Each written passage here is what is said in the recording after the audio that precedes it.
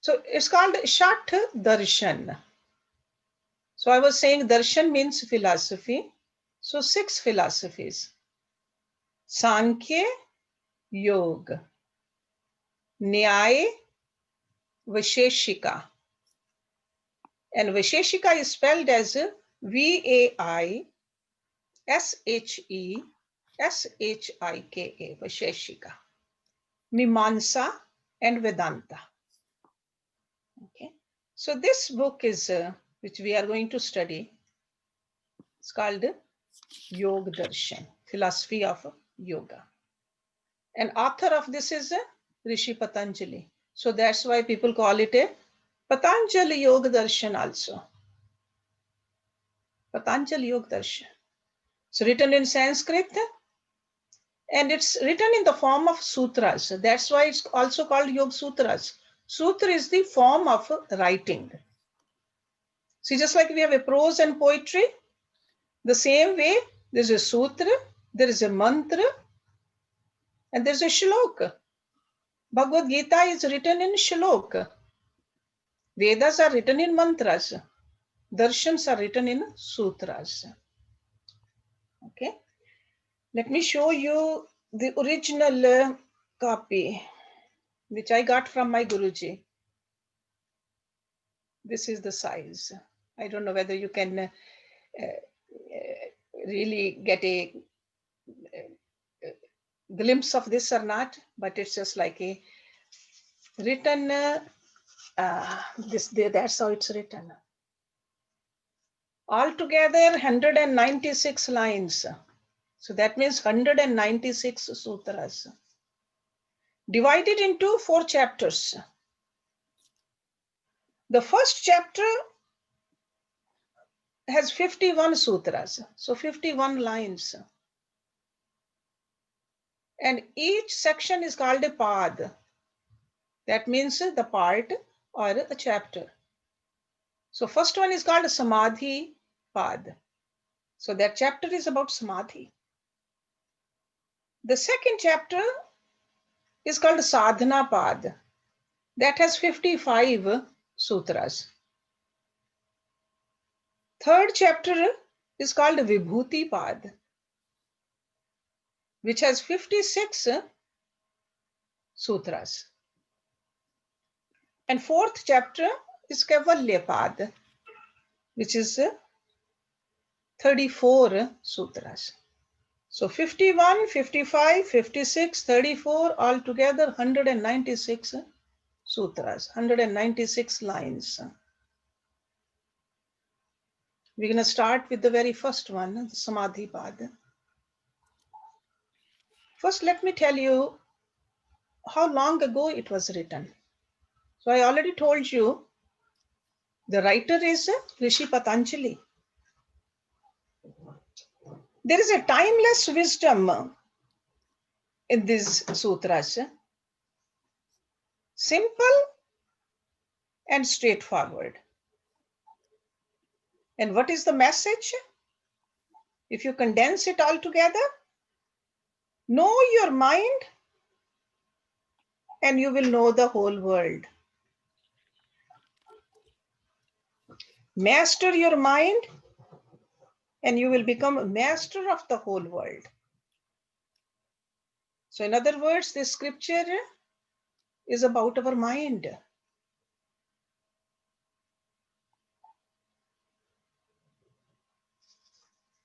It's about the mental ability. We need to know the relationship between our body and the mind. That's why it is so important. These Yoga Sutras were written at an amazing time. In the 2nd century BC, and at an amazing place, the city of Takshila. In present day, it's in Pakistan. There was a lot of monetary riches, very high level of intellectual people. very prestigious university in that place at that time. There were Buddhists over there. Jainism was also in uprise. All the scholars, they were there. So people were prosperous. So when you are prosperous, only then you have ample time to experience, to do the experiments also. Or talk about, you have time to talk about different values and the lifestyles also.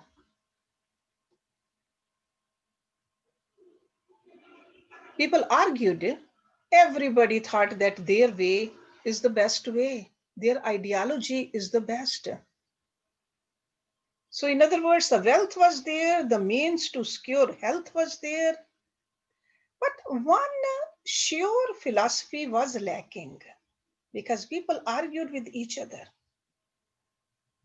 People did not have a coherent idea of what constitutes their core being. That part was missing. People practice yoga. Some people practiced for the physical body. Some people did the mantra sadhana. Some people did the pranayam. Some people did the dhyan and samadhi also. But still, no set way of doing it. So yoga was synonymous with the sadhana. Any kind of a sadhana was called a yoga. So that was the time, under those circumstances, Patanjali came forward. He created a clear and well-marked path leading to self-development and ultimate freedom. His every word was taken as the final authority because he was regarded with that kind of a respect in religion, in philosophy, in health, and in literature. He was a master of them all. So with this kind of a power and authority at his command, Patanjali gave final definition to yoga sadhana. He created a structure where a sadhak can practice step by step. He mentioned the obstacles which can come. He also mentioned how to remove those obstacles also. He mentioned the ultimate goal also. And what happens when you achieve the ultimate goal too? So in other words, he created a map for all of us. A vast range of yogic practices, pinpointed exactly where and how to start and how to reach the goal without too many distractions. So this map which he created became a Yoga Shastra, a definite system for all of us. So even after so many years, we follow it. So Yoga Sutras emerged as the first and the final text of the yoga scriptures. Okay. Even today you see people are practicing yoga piecemeal. But the serious students, when they have a seriousness about their practice, they like to follow these guidelines. So we'll see in this retreat through this book, the prerequisites also. And we'll see the solution and the forecasted result also. And what does this sutra really mean? Sutra means a thread. Thread. Even though it's a kind of a writing, but that means a thread also. So in the thread, all these verses are like gems. Sure, you can take one gem out and look at it and admire it, But at the same time, if you look at the string of the gems, each gem leads towards another gem. So in these classes, we will study one verse at a time and see the connection with the previous verse and connection with the next verse also. There's no extra words written over there, no extra sutra is there. Every sutra is equally important. Okay, so this is that's why it's called a gem of knowledge. So they are beautiful, they are functional.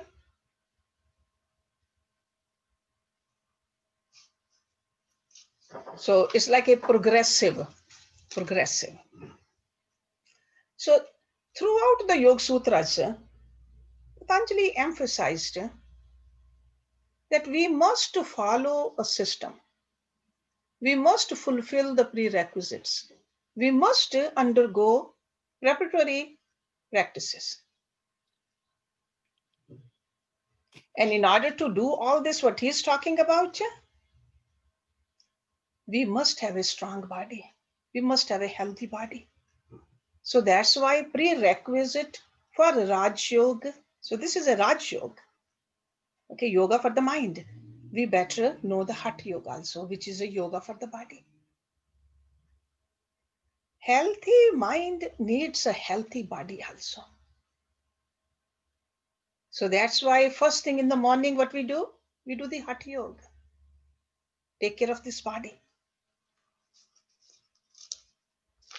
So that's why you will see that it starts out with the very first verse, with the first word, it says Ath. That Ath really means now.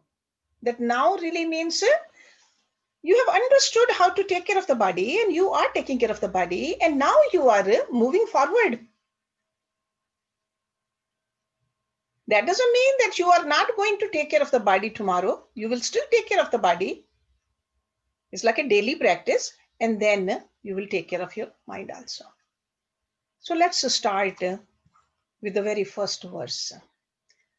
I told you each and every word is very important, so that's why I'm going to give you the meaning of each word. Write it down and then later on. Hersh, can I please ask a question, just real fast? This Okay. is being recorded. Would we have access to this? Recording? Yes.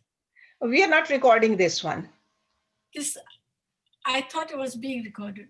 Yeah, it's not being recorded. Sorry. Okay. Okay. Yeah. Okay. But anything you don't understand, you can call me. Okay. Okay. Anything you think that I have gone too fast or something didn't make sense, feel free to call me, please. Okay. Thank you very much. Hersh, it says recording. Yeah, it's saying recording. Recorded. Oh, it is recording? Okay. Yeah, it's recording. It says, Okay. yeah.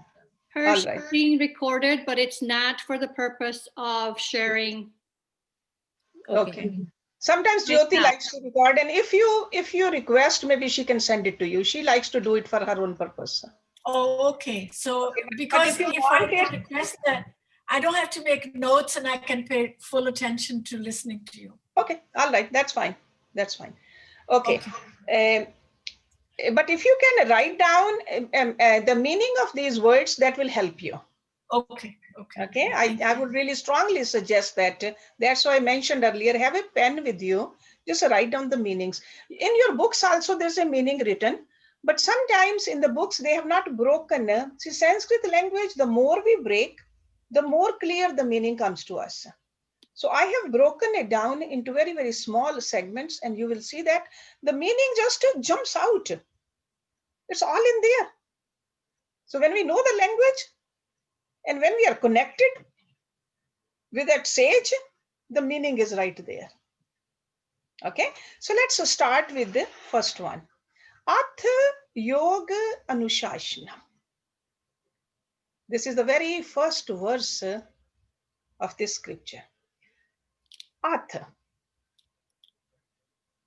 Ath means now. And it implies that there has been a preparation for an auspicious and fruitful journey. So you did the preparation and now it's the time. So that's why if you read Ath Yoga Anushashanam, means then comes the right time to undertake the practices of yoga. And yoga means union, harmonious state of mind, connecting the individual consciousness with the supreme consciousness, or connecting the soul with God.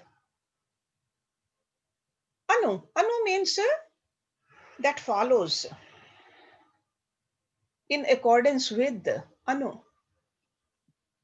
Shashanam means a discipline. Being systematic, that is a shashan. Bringing into our practice, that's a shashan. So that's why they say yoga is more than a philosophy. It stands on a very solid ground of philosophy. It is an experiential science. We must commit ourselves. It's not once in a while.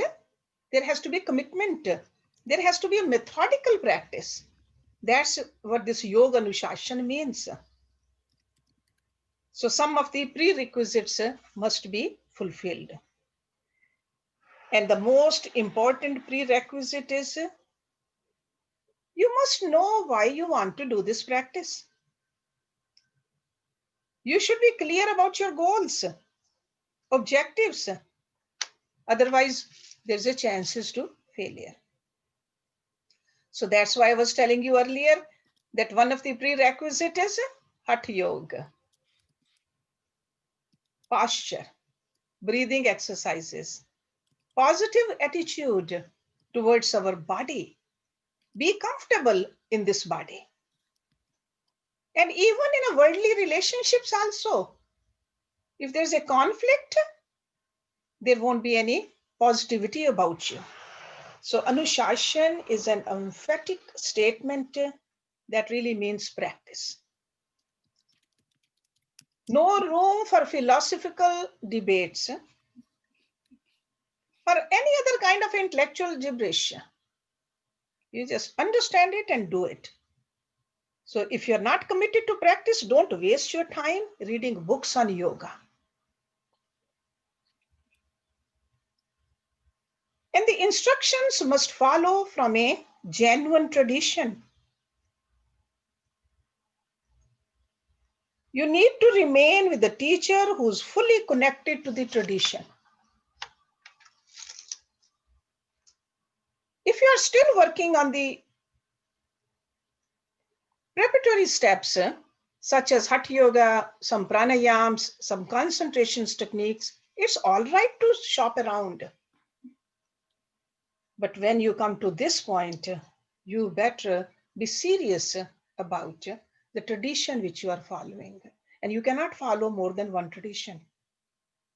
But to commit yourself, and that's what Anushasana means. So Anushasana is a statement of your commitment to that. And in the next sutra, he gives us the definition of yoga. Yogaha chitvritti nirodha. This is a definition of yoga according to Rishi Patanjali. What does it mean? Complete mastery over the modifications of the mind is called yoga.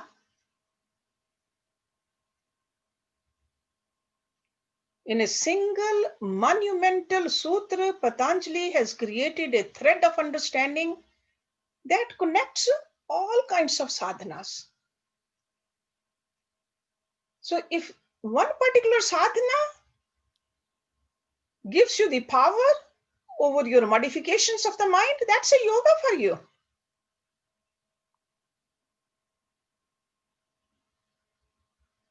A yoga practice illuminates the core of a spiritual life.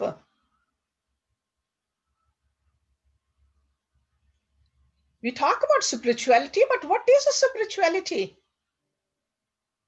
In one word, if somebody asks me what is a spirituality, that means unity. Unity. Perception of the unity is spirituality. So complete mastery over the modifications of the mind is called yoga. So let me give you the word meaning also. Yoga means union. Connecting the individual consciousness with the supreme consciousness. Chit means the deeper mind. Deeper mind means the repository of thoughts and the feelings, or the memory, that's called chit. Vritti means the modifications, the movements. That's a vritti. Nirodh. Nirodh is a compound word. Ni plus rodh. Ni means completely. Completely means in every respect, in every direction. Rodh means not allowing to roam aimlessly. Rodh. So you're not letting it completely, you're not letting your mind go anywhere else where you want it to go. That's a nirodh. So attaining mastery over the modifications of the chit or the mind is the core of yoga practice. Okay. So according to the sages, the mind stands between the unmanifest, transcendental reality, and the manifest world. Mind is in between. It is that which stands between the body and soul. Body we see, we touch, we feel. Soul is there, but we don't see it, we don't feel it, we don't know it. What is in between? What is stopping it? This mind. It's almost like mind is like a custom office. That officer is not letting us go beyond that certain place. This mind is like that. So that's why the goal of yoga is to train the mind, discipline it, and remove its corrupting tendencies so that it lets us go, lets us see. So meditation and contemplation are powerful tools for training and disciplining the mind. That's where those disciplines have come about. By practicing meditation, we train the mind to stay alert. So the goal of yoga, we got to understand, is not to control, restrain, or confine the mind, but to calm the modifications. The mind which just likes to go every which way. Mind which has the revolving tendency, these vrittis are the revolving tendencies. Those revolving tendencies, we are calming them down. So that's a mastery over the mind. Or in other words, overcoming the mind's tendency to roam aimlessly. The key word is aimlessly. If I tell the mind to come and sit over here in my chakra, mind should do that instead of going somewhere else. The yogis, they say, a disturbed, distracted mind is not fit to practice yoga. Okay, so the whole practice is about the mind. All the asanas we do, the breathing exercises we do, the relaxation or the concentrations techniques we follow, or good nutrition which we take, all of those are prerequisites to have a mastery over our mind. Mastery. Because the ultimate union between the individual and the supreme is yoga.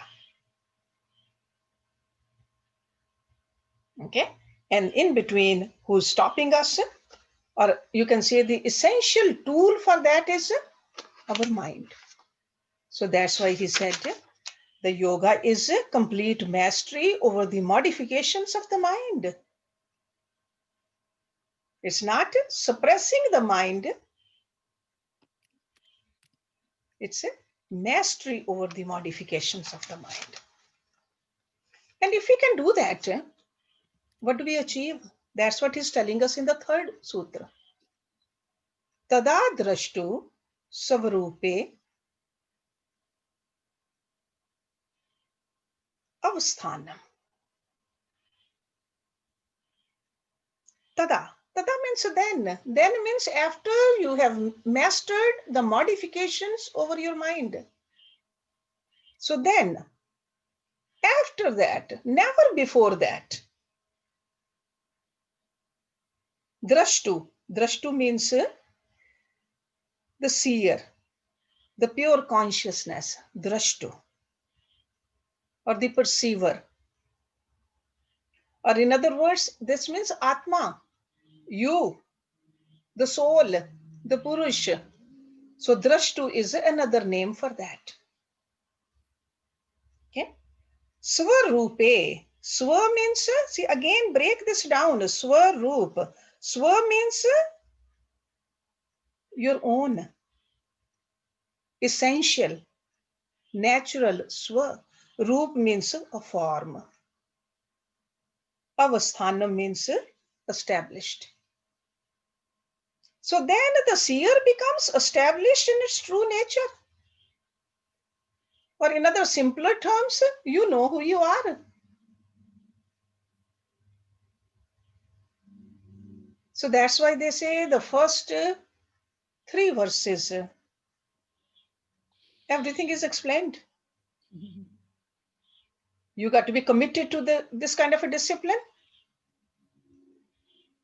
You got to control the modifications of your mind. Got to become the master of it. Once you become the master of it, you will know who you are. And that is the goal. We want to know who we are. That's the reason we are here. Other religions also say, know thyself. This is the thyself we need to know. But who is stopping us? Our mind is. So a yogi guru says, control your mind. It's your mind. You should be able to know. You should be able to control it. So as a practical matter, when the soul is accompanied by a disturbed mind, it loses its self-awareness. So that's why we got to use this tool, which is called a mind, properly, so that we know our inherent nature, who we are. Okay, so then this sutra truly explains that we would see ourselves as we are. Because we see ourselves or even the world through the glasses of our mind. So if the glass of our mind is clear, we'll know exactly what there is. So key word over here is tada, the very first term tada. So that refers to the previous sutra. See, each sutra is connected with the previous sutra. So tada means that if you have controlled your modifications of the mind, you will definitely know your true nature. A confused mind is not fit to follow any spiritual path. So you need to discipline and focus your mind. That's all he's telling us. So all the different forms of practices have this goal actually. Whether we do the puja, whether we do the meditation, whether we do the selfless service, this is the goal actually. But we often forget that this is the goal. We get distracted in the details of doing the practices. We forget the goal. So Rishi Patanjali is bringing our mind towards the goal. He says, purify the mind by making it one-pointed.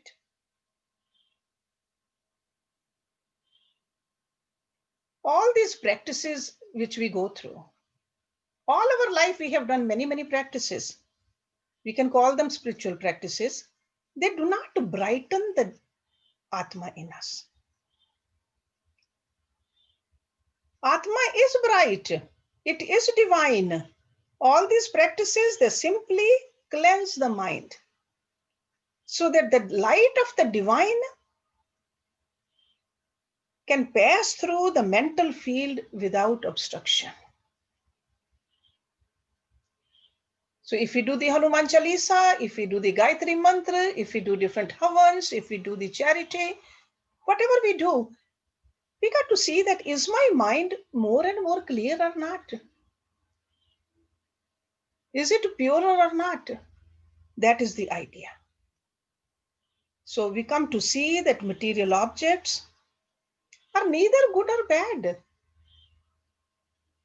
When the mind is pure, we can see that there's nothing wrong with anything. There's nothing pleasant or unpleasant. If our mind is neutral, everything else looks neutral then. So work has to be done with the mind. So our attitude is the one which really makes a big difference. And if we don't control our mind modification, what happens? So what he's telling us, if we can control it, you know your true nature. If you don't control it, what really happens? I think we should know that already, but still let's see what Rishi Patanjali says. He says, Vritti sarupyam itratra. Vritti means those modifications, the roaming tendency of the mind. Sarupyam. Again, two words, sa plus roop. Sa means with, roop means form. So sarupyam means becoming one with the form. Or in other words, identification with the objects. Sarupyam itratra, elsewhere. Elsewhere means everywhere other than in your own roop. Anytime other than when the mind is not still, it just goes everywhere else. So the seer conforms to the modifications of the mind, or the mysterious power of the mind misleads and binds us. Or we are sleeping towards our divine nature. Constantly we are identifying with something which we are not. We are the soul, we are divine, we are part of God, but our mind is connected with something else, that is itratra. Could be anything. It could be the body, it could be the house, it could be the relatives, it could be the job, it could be good or bad, could be anything other than yourself. And goal was to know yourself, and with this uncontrolled mind, we just moved from there and moved everywhere else. Sometimes this, sometimes that. And that's where the distraction is. And that's where the confusion is. That's where the problem is. Okay. So vritti sarupyam itratra. When the mind is not still, and consequently when the soul is not established in its essential nature, our consciousness identifies with the modifications of the mind. In simple terms, that's what he is saying.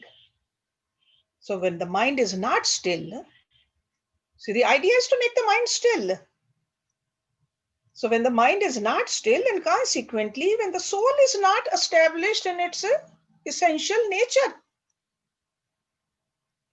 our consciousness identifies with the modifications of the mind. So mind is the tool to know ourselves. Basically, that's what he's telling us. Because mind is unstable, we don't reach to the goal. Mind is scattered and fragmented. It's not able to stay on an object long enough to gain the right understanding. Even when we are trying to perceive something, mind is somewhere else. Okay, that's how fast this mind is. It flits from one object to another without perceiving any of them clearly. I'm sure you must have observed that you read the whole page. At the end of the page, you can't even recall what you read. Or you have eaten a great meal, don't even remember what you ate because you were either on the phone or you were talking, or how much you have eaten. That is the flitting nature of the mind. That is why to a person with a restless mind, life and everything in it remains a mystery. Doesn't understand what is really happening around. This mind has a unique characteristic. It assumes the form of whatever it perceives. When it's perceiving an object, it becomes that object. When it perceives the idea of God, it becomes that God. It is such a powerful tool. That's why this yogi guru, right in the beginning, is telling us, control this beautiful tool of yours. It has been given to you with a purpose. Do not let it scatter away. Do not lose control of it.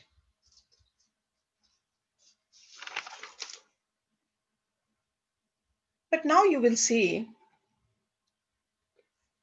the compassion of this guru, Rishi Patanjali, for people like us. He doesn't leave us here that modifications control your mind. He is going to dissect these modifications for us. These vrittis, in Sanskrit it's called vritti, in English it's called modifications. He's telling us in the 5th verse, vrityaha panchatya klishta aklishtaha. Vritya, that is a plural of vritti, vrityaha.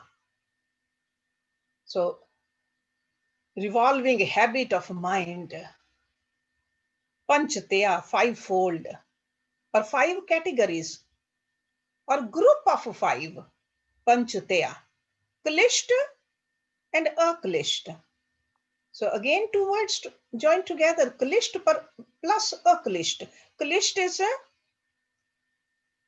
that is derived from kalesha, afflictions. That means which causes afflictions. Afflictions means something hard to deal with. That which creates complications in life, which is harmful, which is painful, that is kalishta. And akalishta is that minimizes afflictions. Harmless, not painful. Okay. So in other words, he says the mental modifications can be divided into 5 groups. Some cause misery, others don't. Okay. So every activity of the mind creates an impression in the mind field, which is stored as a sanskar, as impression. And these impressions are the one which motivate the mind to undertake a similar activity. So this is what this long journey of life is all about. Actions, their impressions, then actions again, and more impressions. So over here, he's telling us that all these modifications in the mind are 5 kinds.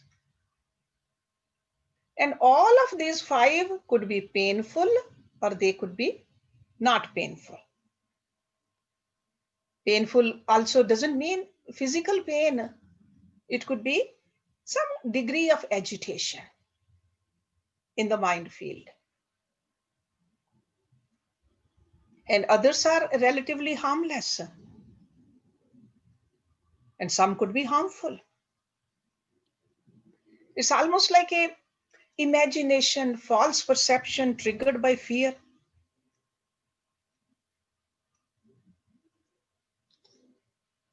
Or a mind can think that no, there's a God everywhere. The same mind can feel loved by that, soothed by that. So one vritti is klishta, the other one is aklishta. Like anxiety triggered by the instability, what we are going through these days during this COVID time. Anxiety, that is called klishta.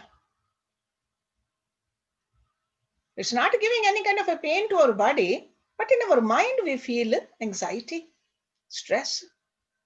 And those modifications are called klishta.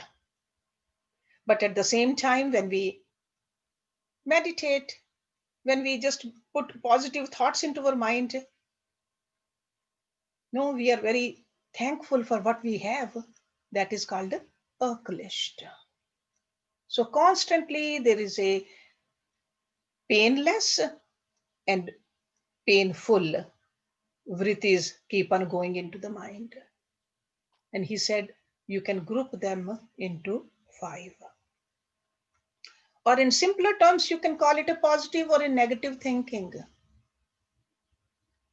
Negative emotions like anger, fear, hatred, jealousy, ego, attachment, grief, those are all called part of the klishta. And what are the aklishta then? Love, affection, hope, kindness, forgiveness. They create positive thoughts. They are aklishta. Okay. So he says there are 5 kinds. Now in the next verse, he's telling us the names of those 5. Praman, Vipraya, Vikalp, Nidra, Samritya. Okay. So all of these 5, Praman, Vipraya, Vikalp, Nidra, Samritya.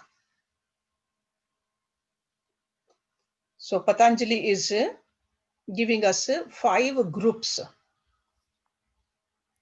Praman, let's look at what Praman means. Again, it's a compound word. Pra plus man. Pra means precisely. Man means that which can be validated, which can be supported by evidence. Praman. So logically, when something can be supported, our thoughts can be supported by sensory or inferential or scriptural evidence. And we'll see that in the next verse. You don't have to remember it right now. But right now, remember, Praman means something which can be supported by evidence. Vipraya. V plus praya. V means contrary, perversive. Parya means complete knowledge. So vipraya means thoughts which contain completely false information or the knowledge is false. Vipraya is not true, it's false. Praman is true, correct. Vipraya is false. Vikalp. Vikalp means fiction, imagination. Nidra means sleep. Samritya means memory. It's again a plural form of samriti, memory. Many memories. We have so many memories. And all these 5 groups can be klisht or aklisht. Remember that. So first he told us, see, let's go back a little. He said, you got to commit to your discipline. And what is the discipline? Control your mental modifications. If you can control it, you will know who you are. If you don't control it, your mind will go everywhere. Where will it go? Into these 5 groups. What are these 5 groups? It could be a correct thing, but still your mind is being fluctuated. It could be a false understanding. Still it could be fluctuating. It could be imagination. It could be during sleep, or it could be memory. But remember, all of these 5s could be painful or painless. Like a memory. You are sitting over here, taking your mind towards the past. Good time or not so good time. It would be klisht or aklisht. Or in your sleep also, you are having dreams. Dreams could be good. Dreams could be nightmares. So remember, all these 5 groups can be positive or negative if we don't control our mind. And we are just tossing ourselves between these vrittis. So correct understanding, false understanding, imagination, sleep, and memory are the 5 categories of modifications of the mind.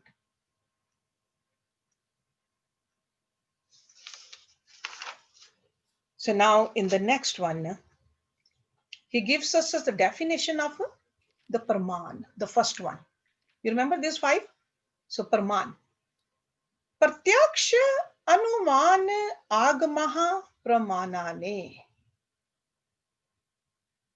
Pratyaksha.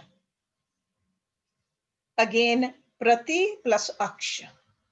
Prati means associated with or toward. Prati. Aksha means the sense or sense organ. So pratyaksha means associated with one or more of the senses. When you see something with your eyes, or you can hear with your ears, or you can smell it, that is called a pratyaksha. Prati and aksh. Anuman. Anu means which follows. Man means a valid information, valid knowledge. So anuman is that information which is derived from the sensory perceptions. So you are inferring. So you are seeing something with your sense, but you can infer also. Agam means from every direction. Gam means that which comes, which is known. So this mental modifications accompanied by correct understanding is threefold. Perception, inference, and agam really means the words of the Guru or the scriptures. You have full faith in from every direction. You take your Guru's word or whatever you're studying in the scripture, that is true for you. That's called agam. Okay. So he says that is a praman. Any 3 ways, all these 3 ways are called praman. So pramanani is the information that can be validated, supported by valid evidence. You have a faith in your Guru, you have a faith in God, in the scriptures. So that's what this great Rishi is defining for us. So, and what is, see, pratyaksha, you can see that with your senses you are looking at it. But what is inference? Inference is you have seen it earlier and you know it intuitively that that must be right. Classic example is when you see a smoke somewhere, you know that smoke is from some kind of a fire. So you can infer that. Okay. You see a cow, you know that cow can give milk. That is an inference. So you see something, you can relate that with the next thing. And when you say agam, the sages in the past, they have gathered knowledge either through perception or through inference. And it's documented in the scriptures and other texts. So this information given to us is valid as our own perceptual and inferential knowledge. So this is like a correct understanding for us. Okay, this is called Praman. So this is a one group. And second one is Vipre, he said. Viprayo mithya jnanam atadrup pratishtham. So Vipre, V plus Parye. So Vipre is referring to that completely false information or knowledge. Vipre. Mithya. Mithya means false. Jnanam is the knowledge. Tad rupam. Means not. Tad means that. Roop means form. Pratishtham, established. So tad roop pratishtham is knowledge that is not associated with its source. You see something, but your conclusion is opposite. That is tad roopam. And classic example over here is that snake and the rope. You look at, in the twilight, you look at the rope and you think it's a snake. That is Vipraya. Vipraya. You see something, but you just thought that differently. The clarity is not there. And because of that, what really happens? There is a mental modification. You see the rope and you think it's a snake and you get disturbed. You see somebody coming towards you, you get startled because you didn't know who that person is. That person can have his hands in the back. You get scared. Even though that person might have a bouquet of flowers in the hands for you, but you think it's a gun. You thought something different than what it was. That is a vipraya. Okay? So something different. And it could be, again, remember, it could be kalishta or akalishta. It could be pleasurable or it could be painful.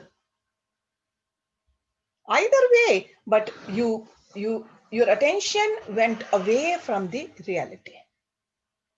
Okay? So vipraya. And the third one is vikalapa.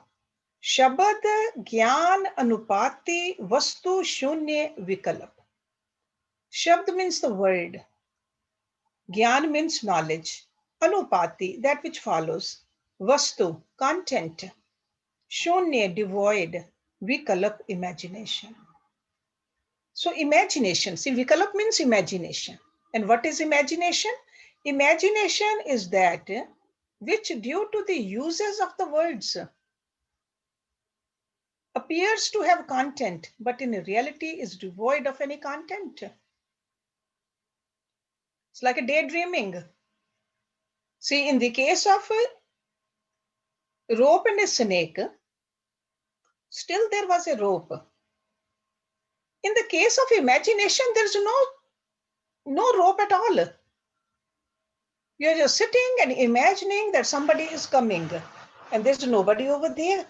It's almost like you are in the house by yourself and you hear a little noise somewhere and you start imagining there could be an intruder.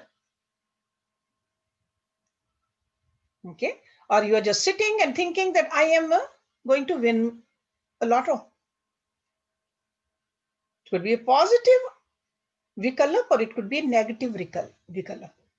It could be a kalisht or a klisht, but nothing substantial. See, in the previous one, there was something there and you thought of it opposite. Over here, nothing is there. You're just imagining it. And imagination could be positive or negative. Okay. Still, effect of that is that you moved away from your true self. Okay. So there's a subtle difference between false understanding and imagination. Just remember that. False understanding, again, let me tell you, is the product of a twofold process. False understanding, which was the previous one. Negation and projection, right? You negated the rope, you projected the snake. That's a false understanding. But imagination, on the other hand, is purely a projection of the mind. There's nothing negation. It has no reality whatsoever. It's a complete 100% imagination. So the goal of yoga is to understand the value of preserving mental energy. Do not waste your energy into any of these. Mind has to be made one-pointed. Mind needs to be used when it needs to be used properly. Now the next group of those 5 is nidra, the sleep. Abhav pratyay alambnaha vritti nidraha. Abhav, means not, bhav means existence. Pratyay, cognition. Alamban, support. Again, vritti, you're familiar with that, modification of mind. Nidra, sleep. So the operation of the mind associated with the cognition of that which is non-existent is called sleep. So during sleep also, mind is not fully rested. Body is resting, but mind is going through the fluctuation. When you sleep, you can have a good dreams or bad dreams. So this is what he's talking about. So mind remains active even in sleep. There's only a small part of the sleep where mind is rested. Okay, so that's what he's talking about. See, in the waking state, mind can go out through the senses. In the sleep state, mind is just going through whatever is deposited earlier in the deeper state of mind. But it's still active. It's still active. Senses are closed, but memory is still there. And often the mind mixes these unconscious contents with the false perception and imagination and causes us to dream. That's what happens. That's why dreams don't have any head or tail to it. It's a mix-up. Only in the dreamless or a deep sleep, mind is rested for a little while. Or in a little deeper practices, if you do yoga nidra, you can have the same effect and have a full control over your mind, even in your sleep. That's how yogis control their mind, even while sleeping. Okay, that's called a yoga nidra. So you get a complete rest while you are fully conscious. Okay, and the 5th one is samriti. Anubhut vishye asampramoshah samriti. Anubhut, previous experience. Vishay, object.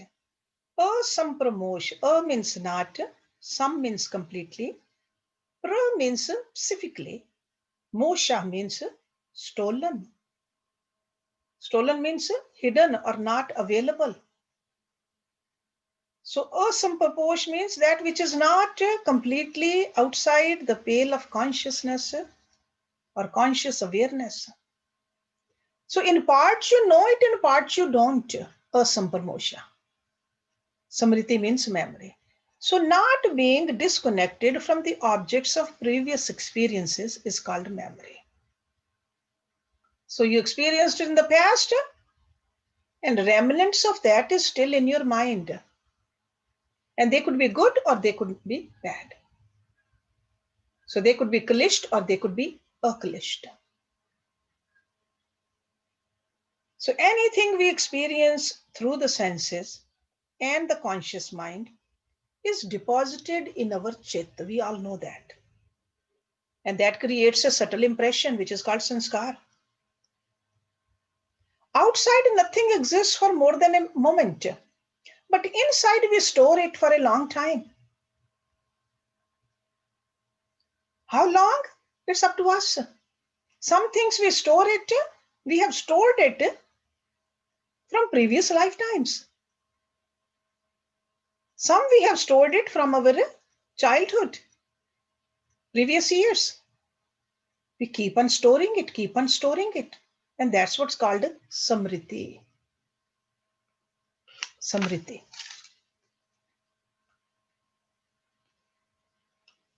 They say that information or knowledge is indestructible. Just like a matter is indestructible, knowledge is indestructible.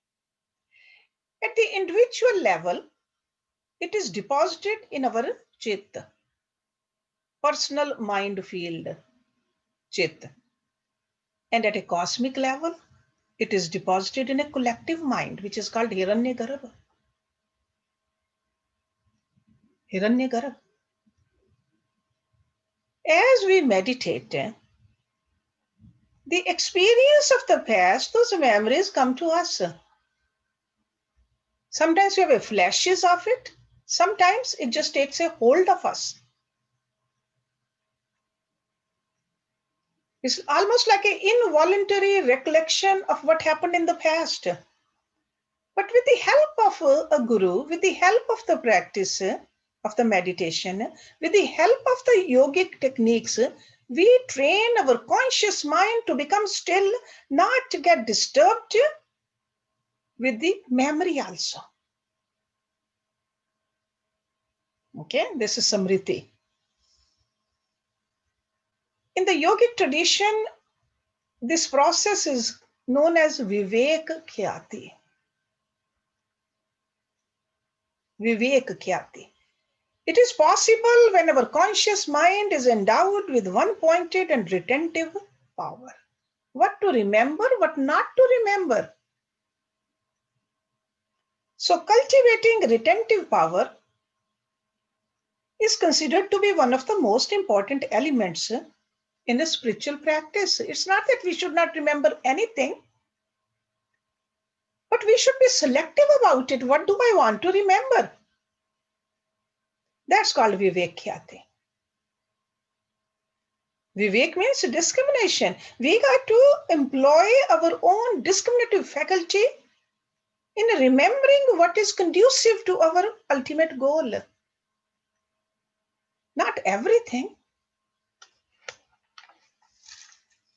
So now let's go back.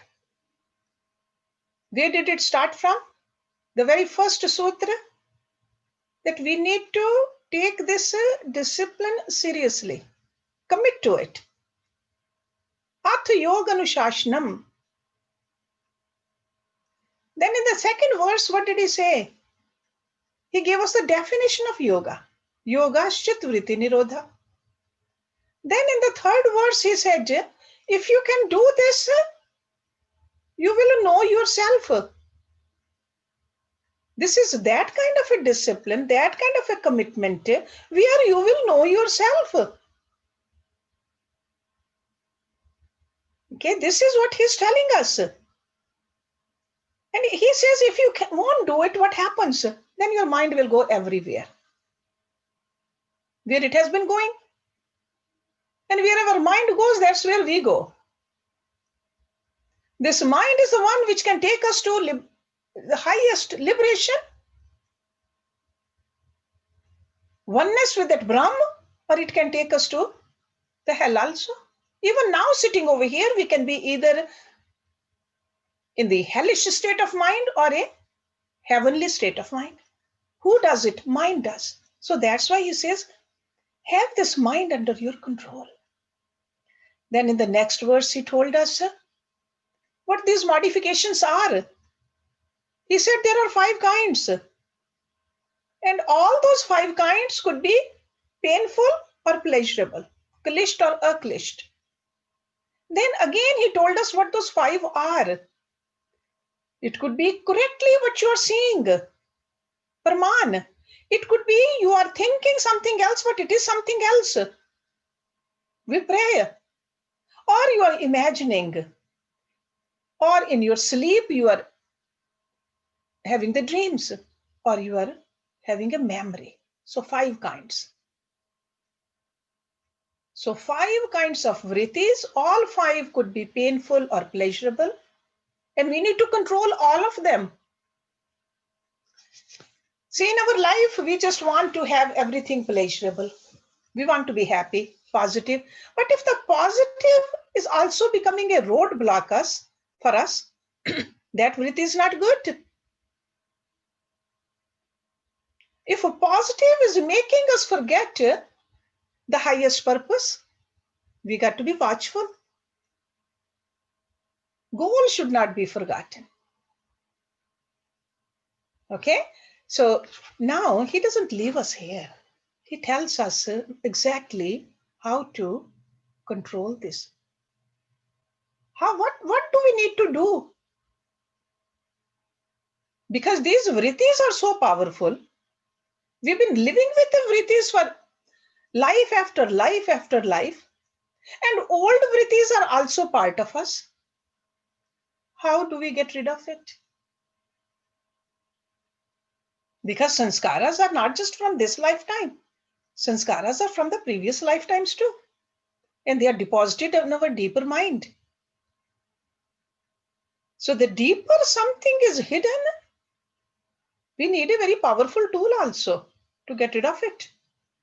That's why in the verse number 12, he's telling us, what do we need to do? This is exactly what Lord Krishna told Arjuna in Bhagavad Gita. It's a 2-fold process. Abhyas vairagyabhyam tanirodha.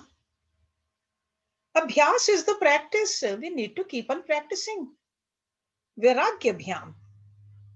Vairagya is a non-attachment. Okay? Non-attachment or dispassion. Tat means that. Nirodha. We have talked about Nirod first. Ni means completely. Rodh means restraining. So, or mastery, complete control or discipline and restrain. Nirodh. So, abhyas, vairagyabhyam, tat nirodha. He says that can be controlled. What can be controlled? The mental modifications can be controlled through practice and non-attachment. Can be controlled. Purely intellectual knowledge of yoga is of little value. In fact, intellectual knowledge of any spiritual path is of little value. We need to practice. Because majority of us know what is right thing to do, yet we fail to do it. We know what is wrong, we still do it. It almost seems like that we have no choice, that there's an invisible yet powerful force motivating us to behave without regard to what we know is right or wrong. It's like some kind of a demon sitting inside us. We know we should tell the truth. We know we should not, we should get up in the morning, do our exercises, do our meditation, but still we don't do it. In spite of us knowing that we should do all those practices, what is that demon inside us? Or what is that powerful force in the depths of our mind? Yogis call it sanskar. Sanskar. And the process of destroying our old sanskaras is called spirituality. If somebody says, I am on the path of spirituality, that means all the wrong tendencies, all those tendencies which are not letting me control my mind, that's what I need to practice. So the powerful force is the sanskar, the subtle impressions of our past deeds. So that's how you can understand sanskar. The subtle impressions. Deeds were done long time ago, but the subtle impression was imprinted on our mind. Unless we gain access to those deep recesses of our mind, gain direct understanding of the sanskars deposited there, and learn the techniques to nullify their effects or destroy them once and for all, we have no choice but to remain under their influence. Nobody else can do it for us. We need to nullify those old sanskaras. And there are many, many sanskaras. We should know what they are because this is our thing to do. Nobody else can do it for us.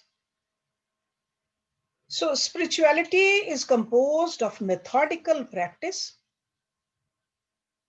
which is abhyas, and dispassion, which is vairagya. So systematic practice is needed. And what happens when we do this abhyas? Our willpower increases, our determination increases. So persistent practice enables us to form new spiritual habits. So it's like old habits, negative habits are replaced by the positive habits. Habit of eating junk food got to be replaced by eating healthy food.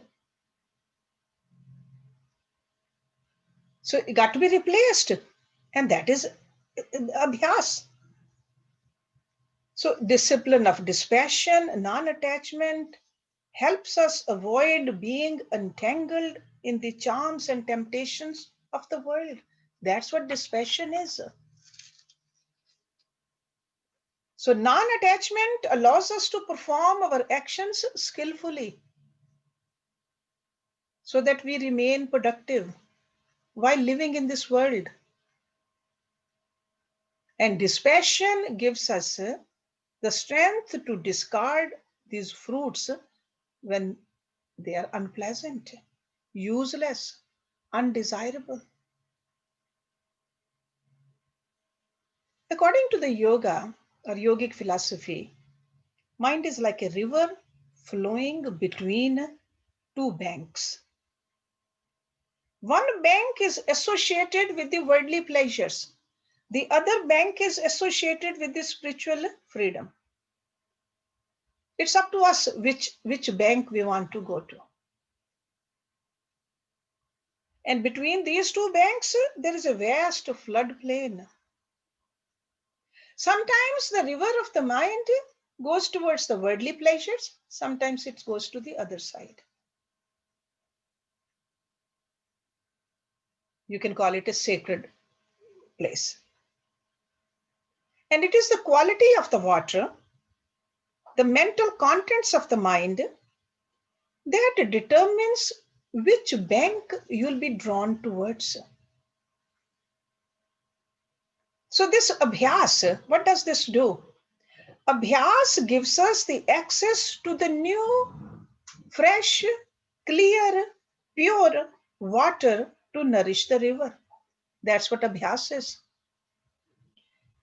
And what is dispassion or vairagya? It helps us clean up the pollutants which are already there. So according to the yogis, a spiritual discipline must contain these two components, practice and dispassion. We need to add new, we need to get rid of the old bad. They got to be done simultaneously.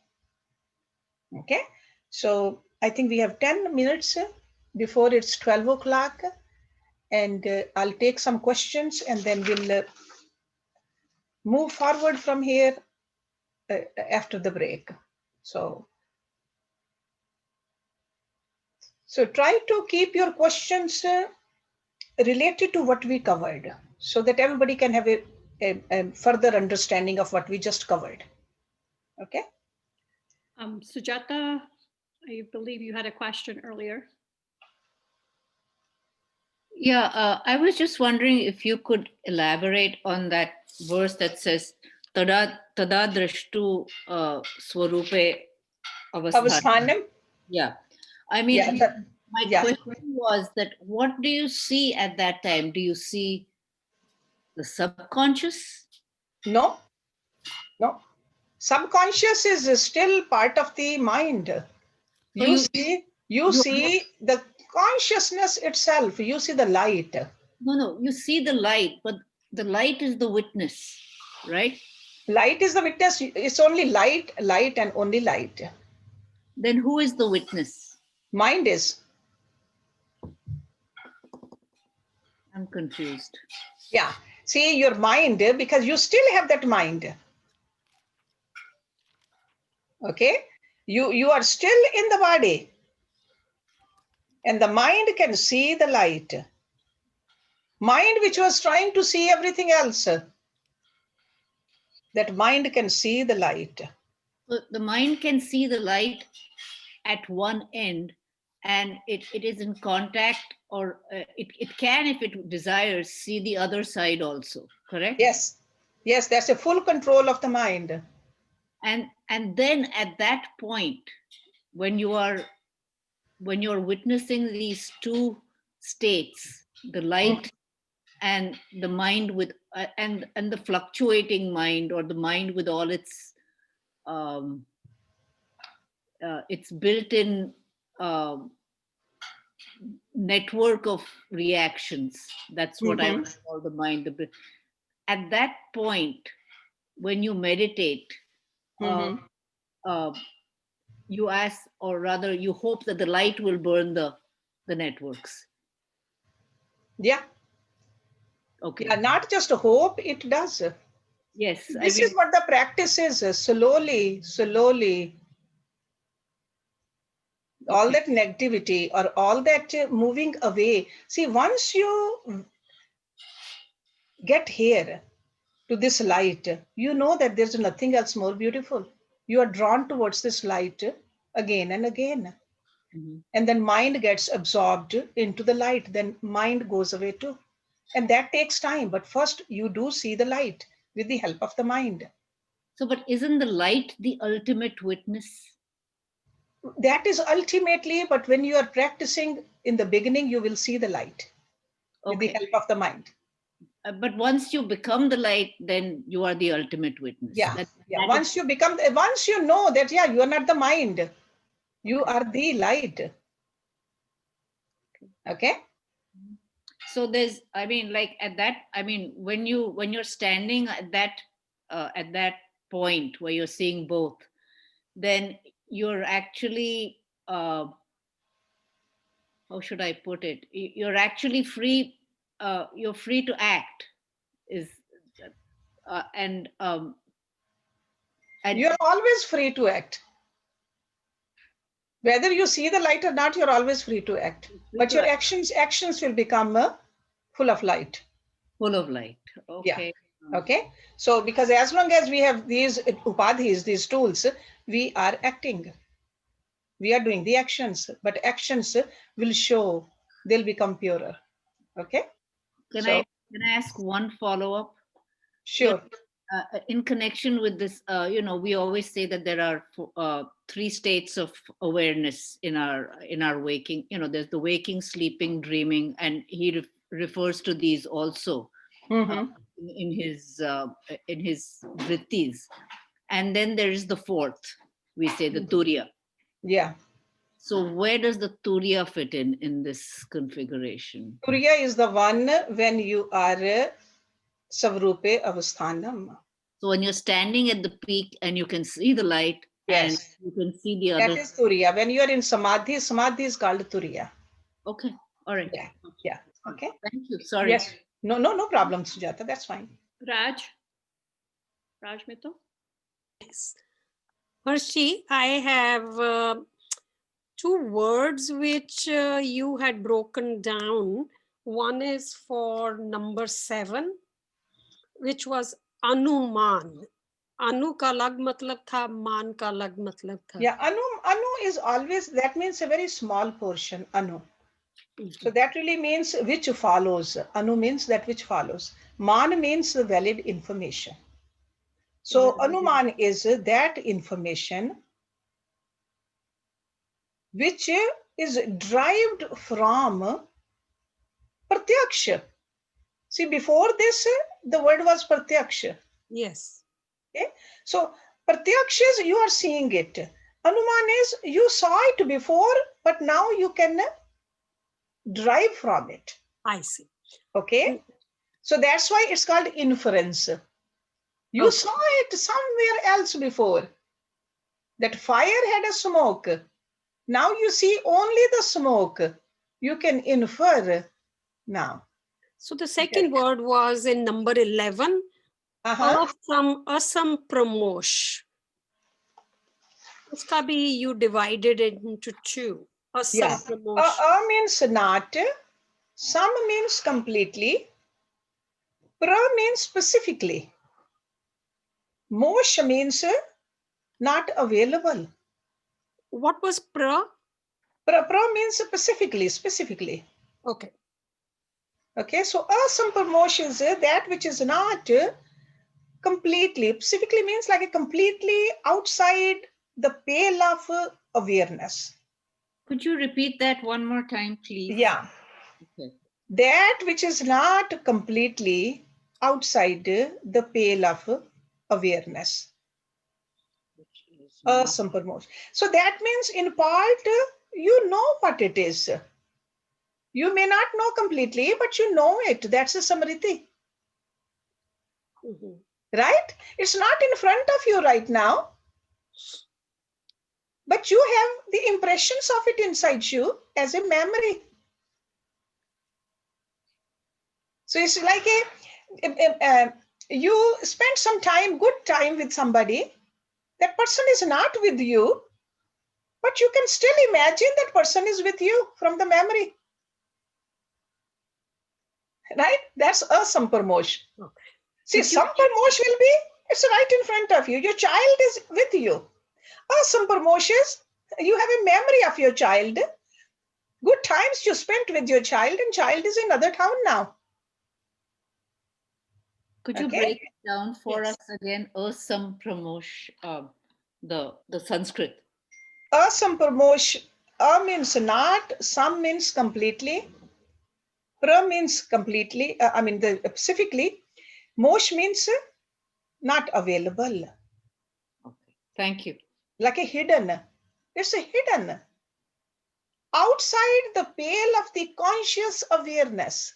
Okay. That's what it really means. Thank you.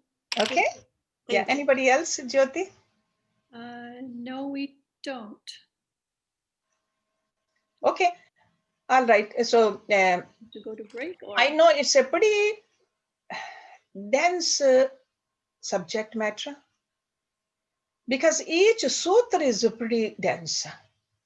There's so much we can talk about. We are going rather fast because normally in 1 hour of a class, I do 1 or 2 verses. Over here, we are going to do about 25 to 30 verses in 2 hours, 2.5 hours.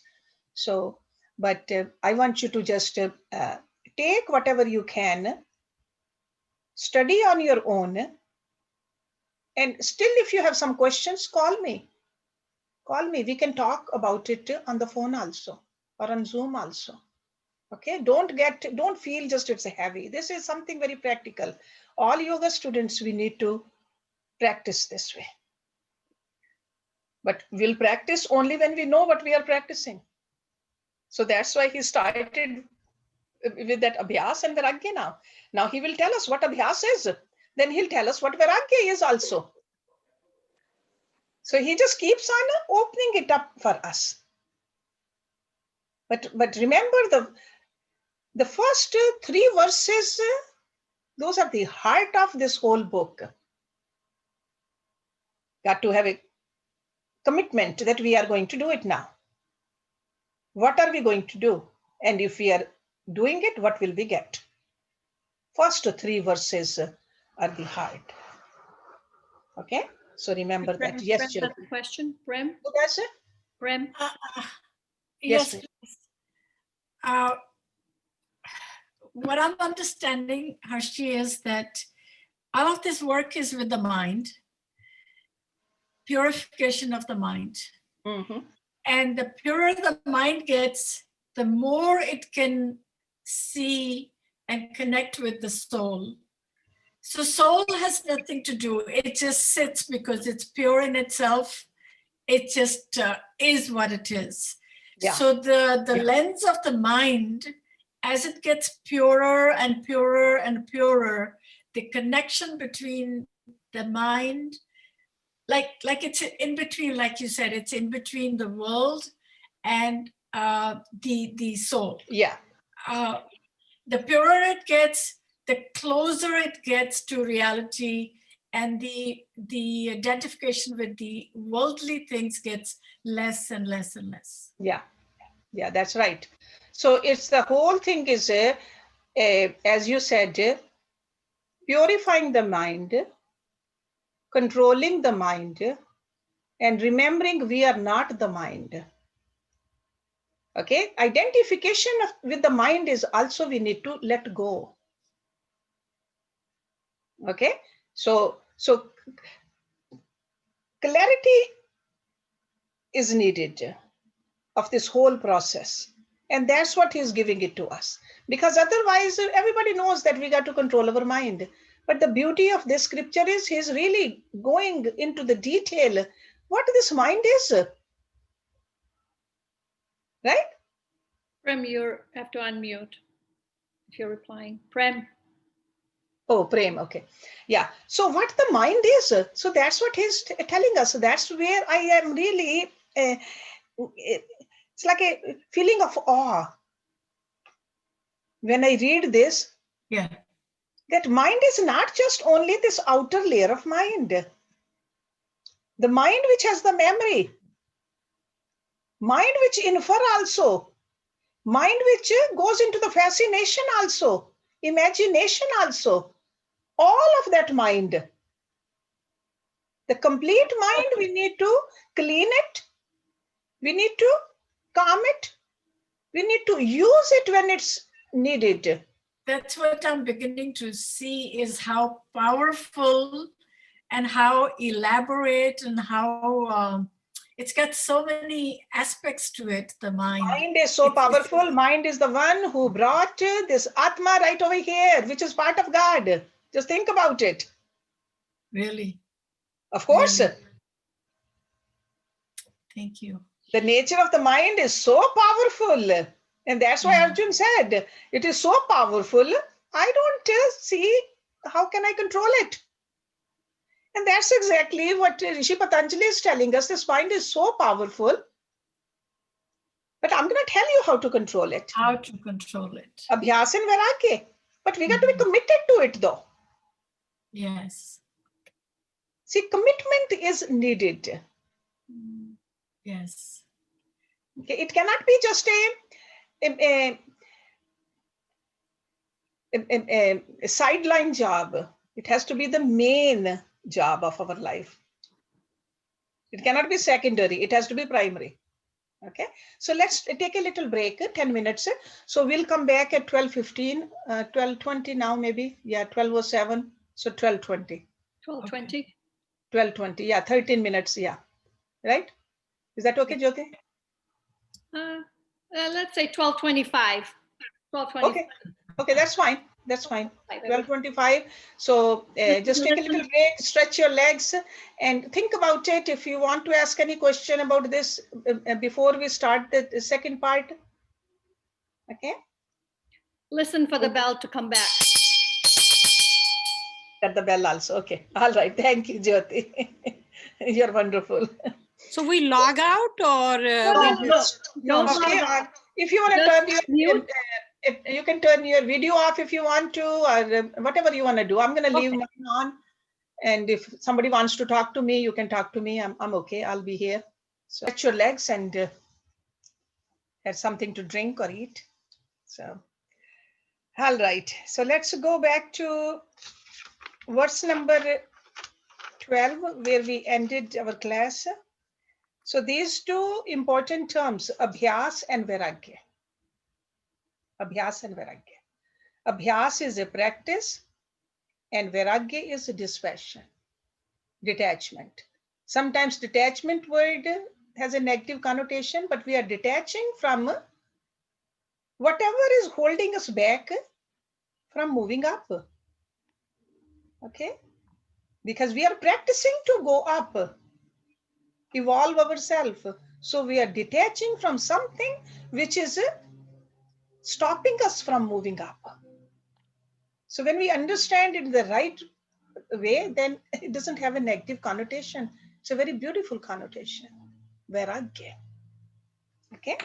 Hershey, So, before we move on to the next one, can you just go over that analogy of the river of the mind and the two banks? yeah.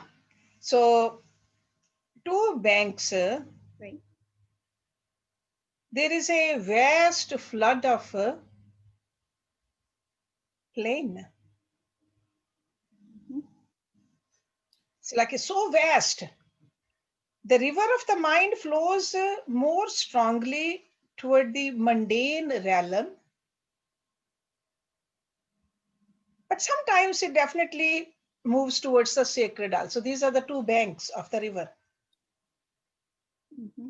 One bank is associated with worldly pleasure, which is called bhog. And there are endless consequences to that.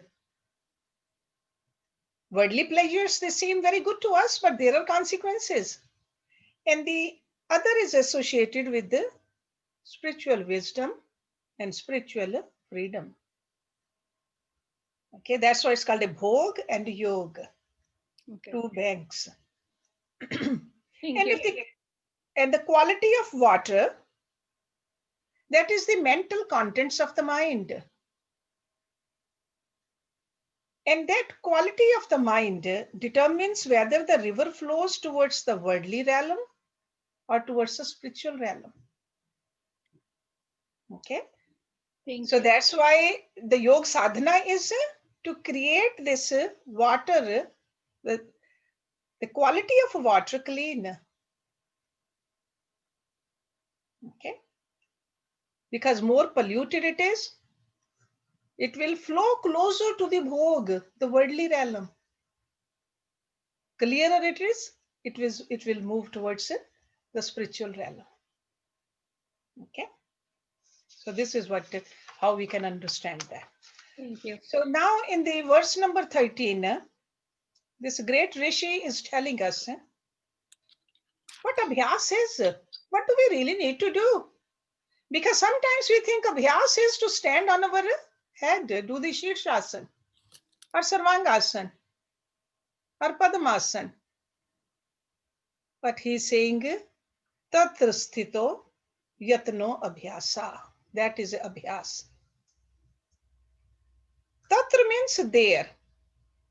Sthito means it's like a sthiti, a locative form of sthiti, stability.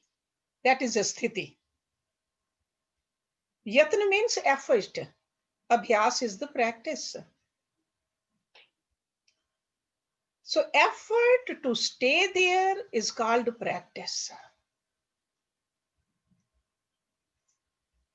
So over here, this instruction of Rishi Patanjali is bringing us back to the core element of practice, making the effort to remain steady in an internal focus. It's not external focus, it's internal focus. And who is doing the practice? The mind is doing the practice. We are telling the mind to stay internally at certain part. It could be abhyas of chakra meditation. It could be the abhyas of just looking at that divine light inside you. So effort to stay. So in abhyas, effort is needed. So self-effort is the main characteristic of abhyas. Nobody else can do it for us. We got to do it. Teacher can teach us. Teacher can inspire us, motivate us. But abhyas we need to do. And tatra is the key word over here. It also means, see, I told you any point, it also means the higher goal and purpose of life. In other words, employing all the means and resources without wasting your time and energy on anything else is called practice. That's why I often remind myself from my Guruji's words. You have heard that from me many times before. When somebody asked him, when do you do yoga? He said, tell me when I'm not doing yoga.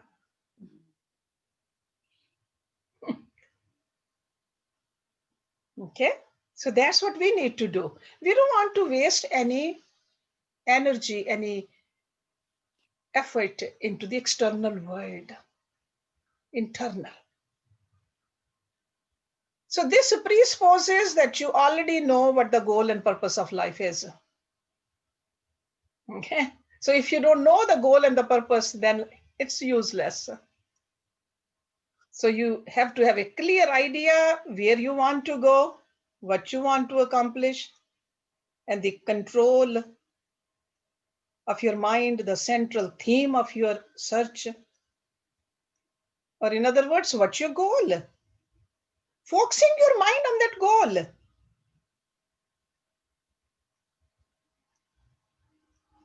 In the journey of life also, often people make this mistake. They're very busy doing things, but they really don't have a goal in their mind.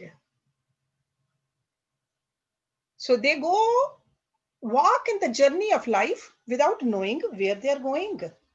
They work hard, they get exhausted, then complain that they have not reached anywhere. And when you ask them, what do you want to do? Where do you want to go? Often a person will say, I don't know. So no clarity.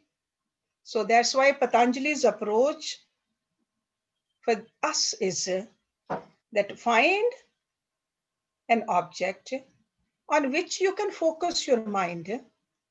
Without that focal point, you will not be successful in withdrawing the scattered forces of your mind from the external world. Otherwise, mind is so powerful, it will take you every which way. Find the focus, find the goal, stay there, tatra. So you must find a support for the mind before you withdraw it from the external world.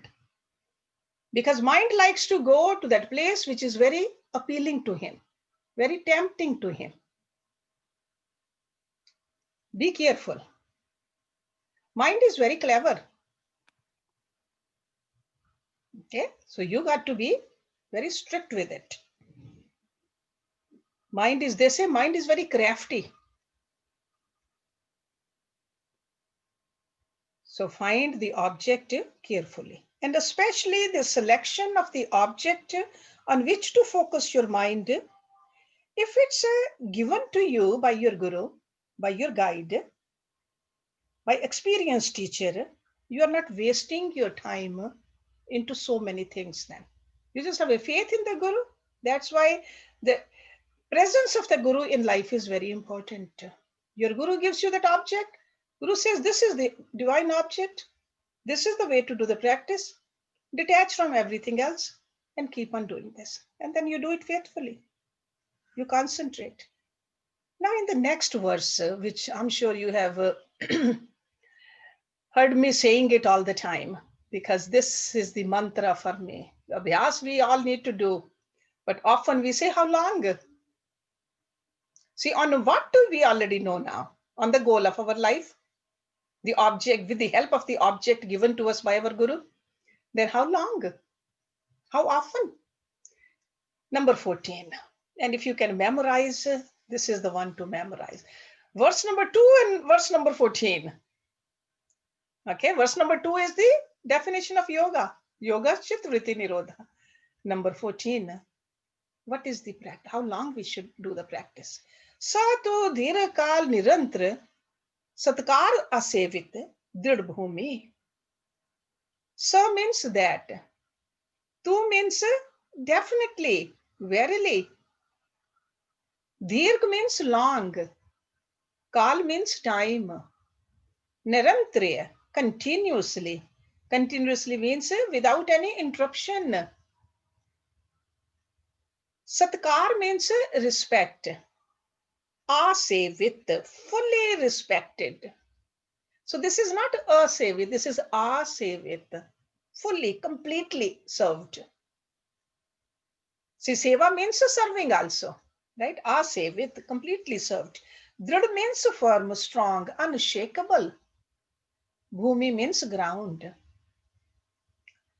Perfection in practice comes when one continues to practice with sincerity and respect for a long period of time without any interruption.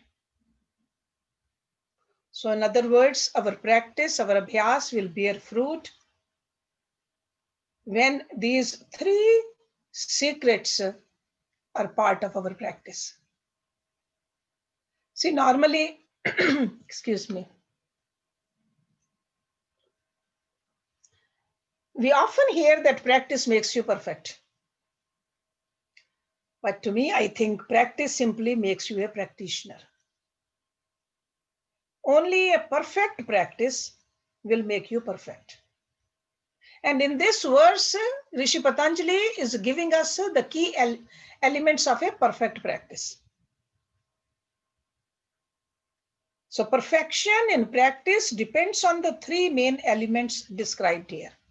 First one is you have to practice for a long time. How long? Until you reach the goal. Second element is your practice must not be interrupted.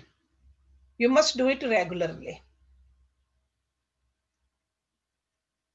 So if you want to practice your meditation twice a day, so that means twice a day, every day. Okay. And the third is you must do your practice with love and respect. These both got to be there in your mind, love and respect. See, our personality is made up of our habit patterns. And our habit patterns are formed by our repeated actions. And when our habits are refined, what happens? They are deposited in our chitta. They form the sanskar. And similar sanskaras, similar impressions joined together are called vasanas.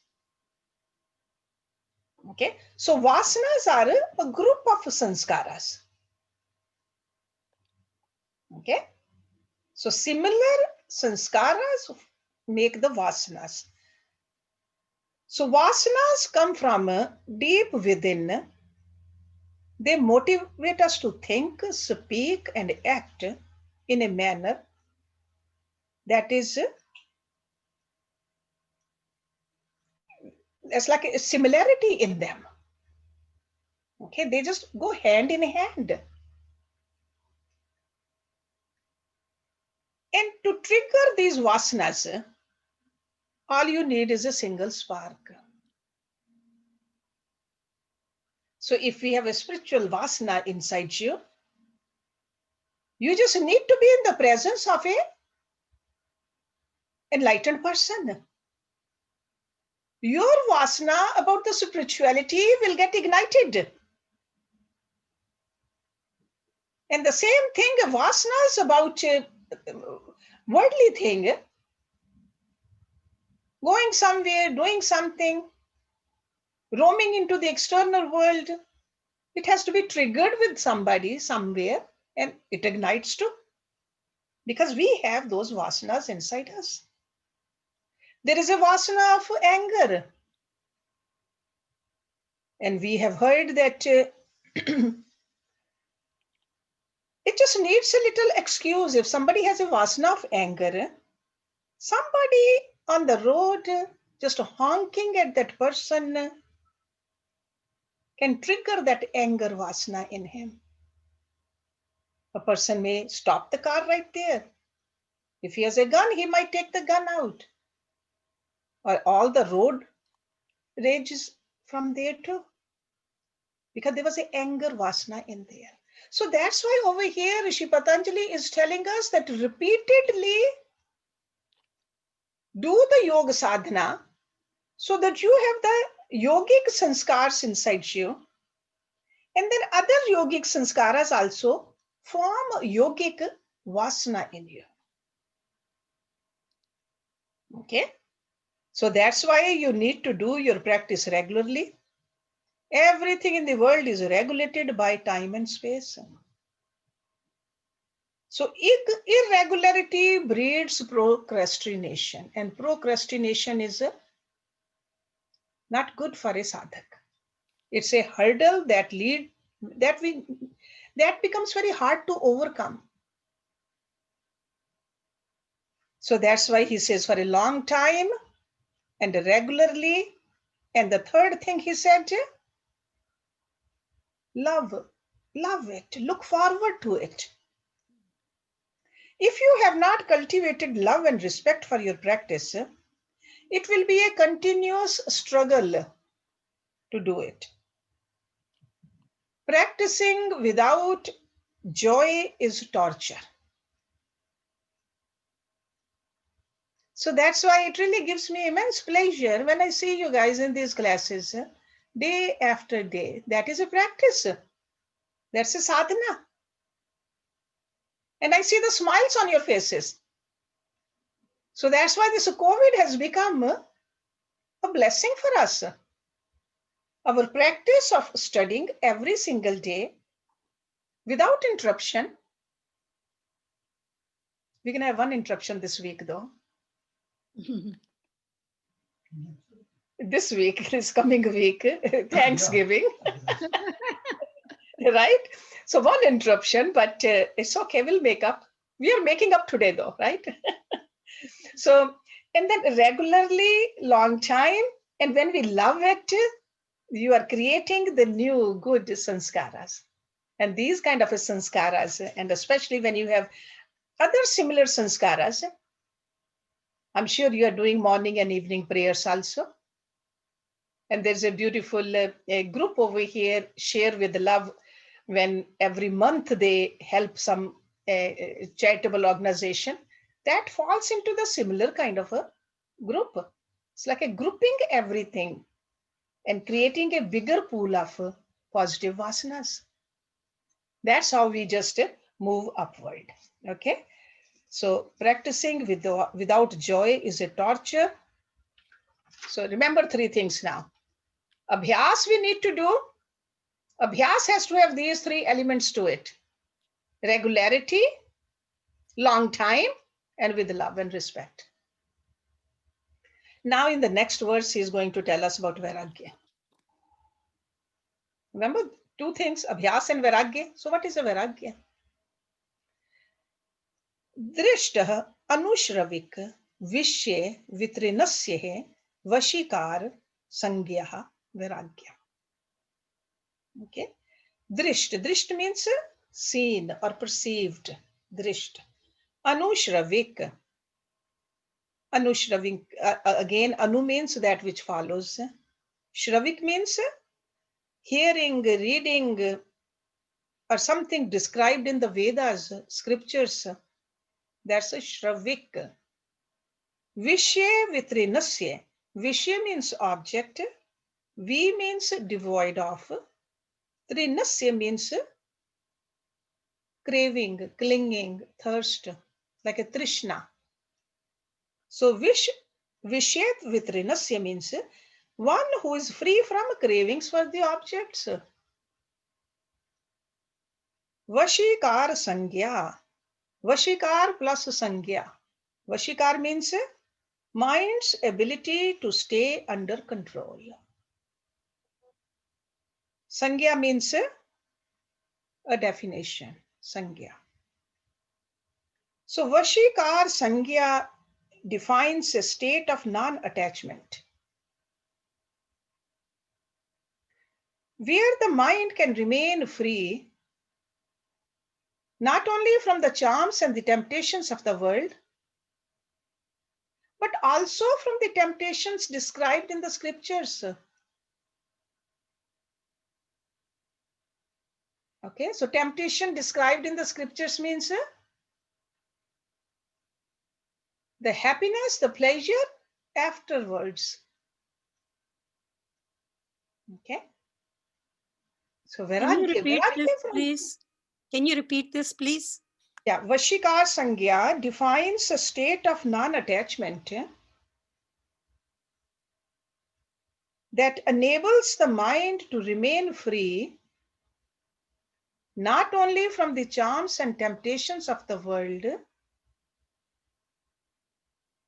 but also from the temptations described in the scriptures.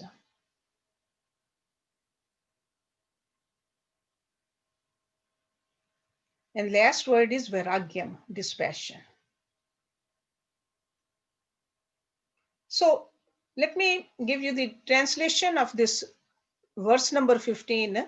Lack of craving for the objects known by the senses and described in the scriptures is dispassion. This level of dispassion enables the yogi to gain a high degree of self-mastery. Hence, it is called Vashikar. Okay, so this is a kind of a mastery which is called a Vashikar. That means self-controlling, self-guiding. Another thing I want you to understand, this Vashikar kind of a Vairagya is a lower Vairagya. There are two kinds of Vairagya, lower and higher. Lower is called Aparvairagya. Higher is called Parvairagya. So entire concept of Vairagya falls in two categories. Remember that, lower and higher. So Sutra 15 describes the lower form.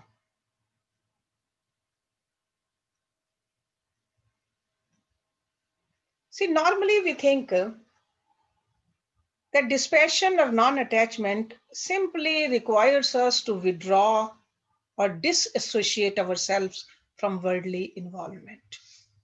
We think that's a detachment. It's not so simple. It's not so simple. Over here, Rishi Patanjali did not go into the depth of the lower dispassion. But let me tell you, the dispassion even before this Vashikar Sangya. Because Vashikar Sangya, see, lower Vairagya has 4 parts to it. So Vashikar is the 4th one. So there are other 3 also. So it's, you can say that lower Vairagya has 4 stages. The first stage is called, which he did not mention it here because he thought that the students who are committed to practice like this, they must have studied it already. They must know it. So that's why it's my duty over here to tell you, in case you have already practiced, that's fine, but still it's good to know. So the first stage is called Yatmanaha. That is the initial step,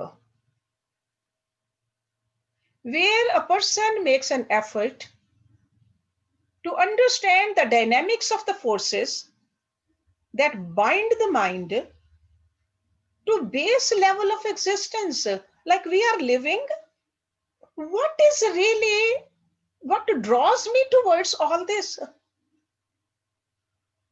Here I'm supposed to practice and see God everywhere. I say that life should be about spirituality. And I told you earlier, spirituality means unity, oneness. Even though everything looks different, but essence is the same. What doesn't let me see the sameness in everything? It's almost like if you can imagine you are in a forest of wax. Everything is made out of wax. The buildings over there also, the trees also, the flowers also, the floor also, everything is wax. It looks different, but essence is the wax. So the same thing on the path of spirituality, we got to take our mind towards the essence of everything is that truth, that Brahma. So going towards this unity in this diversity is a spirituality. So now at the first level, at the Yatman stage, we got to look at it. That what is binding my mind to the base level of existence? Paying attention to it. Then second stage of Vairagya is called Vyatirek. Vyatireke. Vyatirek. That means state of eliminating these forces. So whatever is binding me to this diversity, not letting me see the unity, I got to find out. Then the third stage in Vairagya, lower level of Vairagya, this is lower level, is Ekendriya. So that means you are working with the problems pertaining to a particular sense activities. Maybe my eyes are causing me the problem, or my ears are causing me the problem, or my touch is, or my taste is Ekendriya. Then the fourth stage is Vashikar.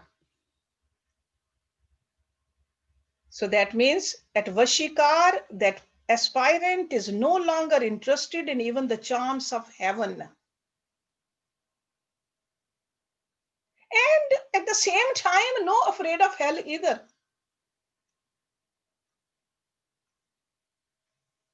So going back to Yatman, you are paying attention to your thought, speech, and action. Discovering your place and role in this world. And then thinking about it, contemplating, am I living a purposeful, meaningful life or not? So this recognition gets you ready. Why am I wasting time? Precious human birth, I'm wasting time. This recognition in turn puts you on the path of non-attachment.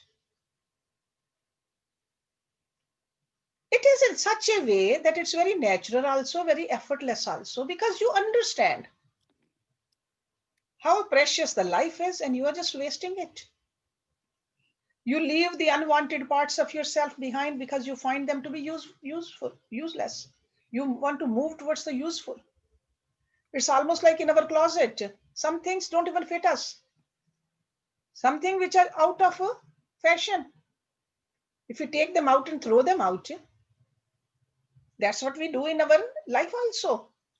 Some of the habits, they are not working. Get rid of them. So that's how you start this. Okay. So the second stage of practice, you isolate the habits that require special attention and you search the techniques which will take you towards the next process of elimination. You pay attention. Are my eyes the problem? I just want to see too much. or want to eat too much? Ek indriya. Start with one indri. So some of the obstacles pertaining to a particular sense activity. Sometimes it could be sleeping. Want to sleep too much leisure time. You don't need the rest, but still you want to rest. 6 hours of sleep is fine. No, you want to just stay in the bed. You pay attention to that. Because you don't want to live a life as a helpless victim. So the practice of dispassion at this stage is called ek indriya. And then the fourth stage, when you have practiced all this, he says vashikar. So he said this is a lower level of dispassion or non-attachment. The level of dispassion which enables us to be masters of ourselves. You have really become a master of yourself. Free even from the dictates of religion, theology, and mythology. Okay? Because that's what is said in the scriptures. You'll get heavenly abode. You'll go there. You'll go where? I don't want to go anywhere. Because if I go to the heavenly abode, no matter which stage of heaven it is, still I'm going there with my mind. I want to get rid of my mind. I want to just become one with Brahm. That is my ultimate purpose. So then from there, yogi goes to the next level of dispassion. Tat param purush khyater gun vetrinishyam. Tat means that, param means beyond, purush, the individual soul, khyater means knowledge or revelation, gun, qualities, the attributes of nature, vetrinashya, a state of mind which is free from all forms of desires. All forms of desire. So the highest level of dispassion leading to self-realization takes place when the aspirant is free from all forms of thirst, including the desires resulting from the interplay of sattvic, rajasic, tamasic forces of nature. Okay, so guna, the play of the gunas, beyond that. So the truth is not shrouded anymore. You see that the whole forest is made out of wax, nothing but wax. The whole Brahmand is made out of nothing but Brahma. No obstacles in between. So it's almost like mind is like a lake. You can see your reflection in the water. But lake has to be clear and calm. And you have made this lake clear also and calm also. So this higher vairagya has taken you to that. No pollutants in that water. Sometimes the lake can be clear, but there is a movement in the water. Sometimes the movement of the water is not there, but lake is dirty. But with abhyas and vairagya to this level, both are stilled and clean. So abhyas makes the lake of the mind calm, and the practice of vairagya makes it clear. Remember that. So that's why both are needed.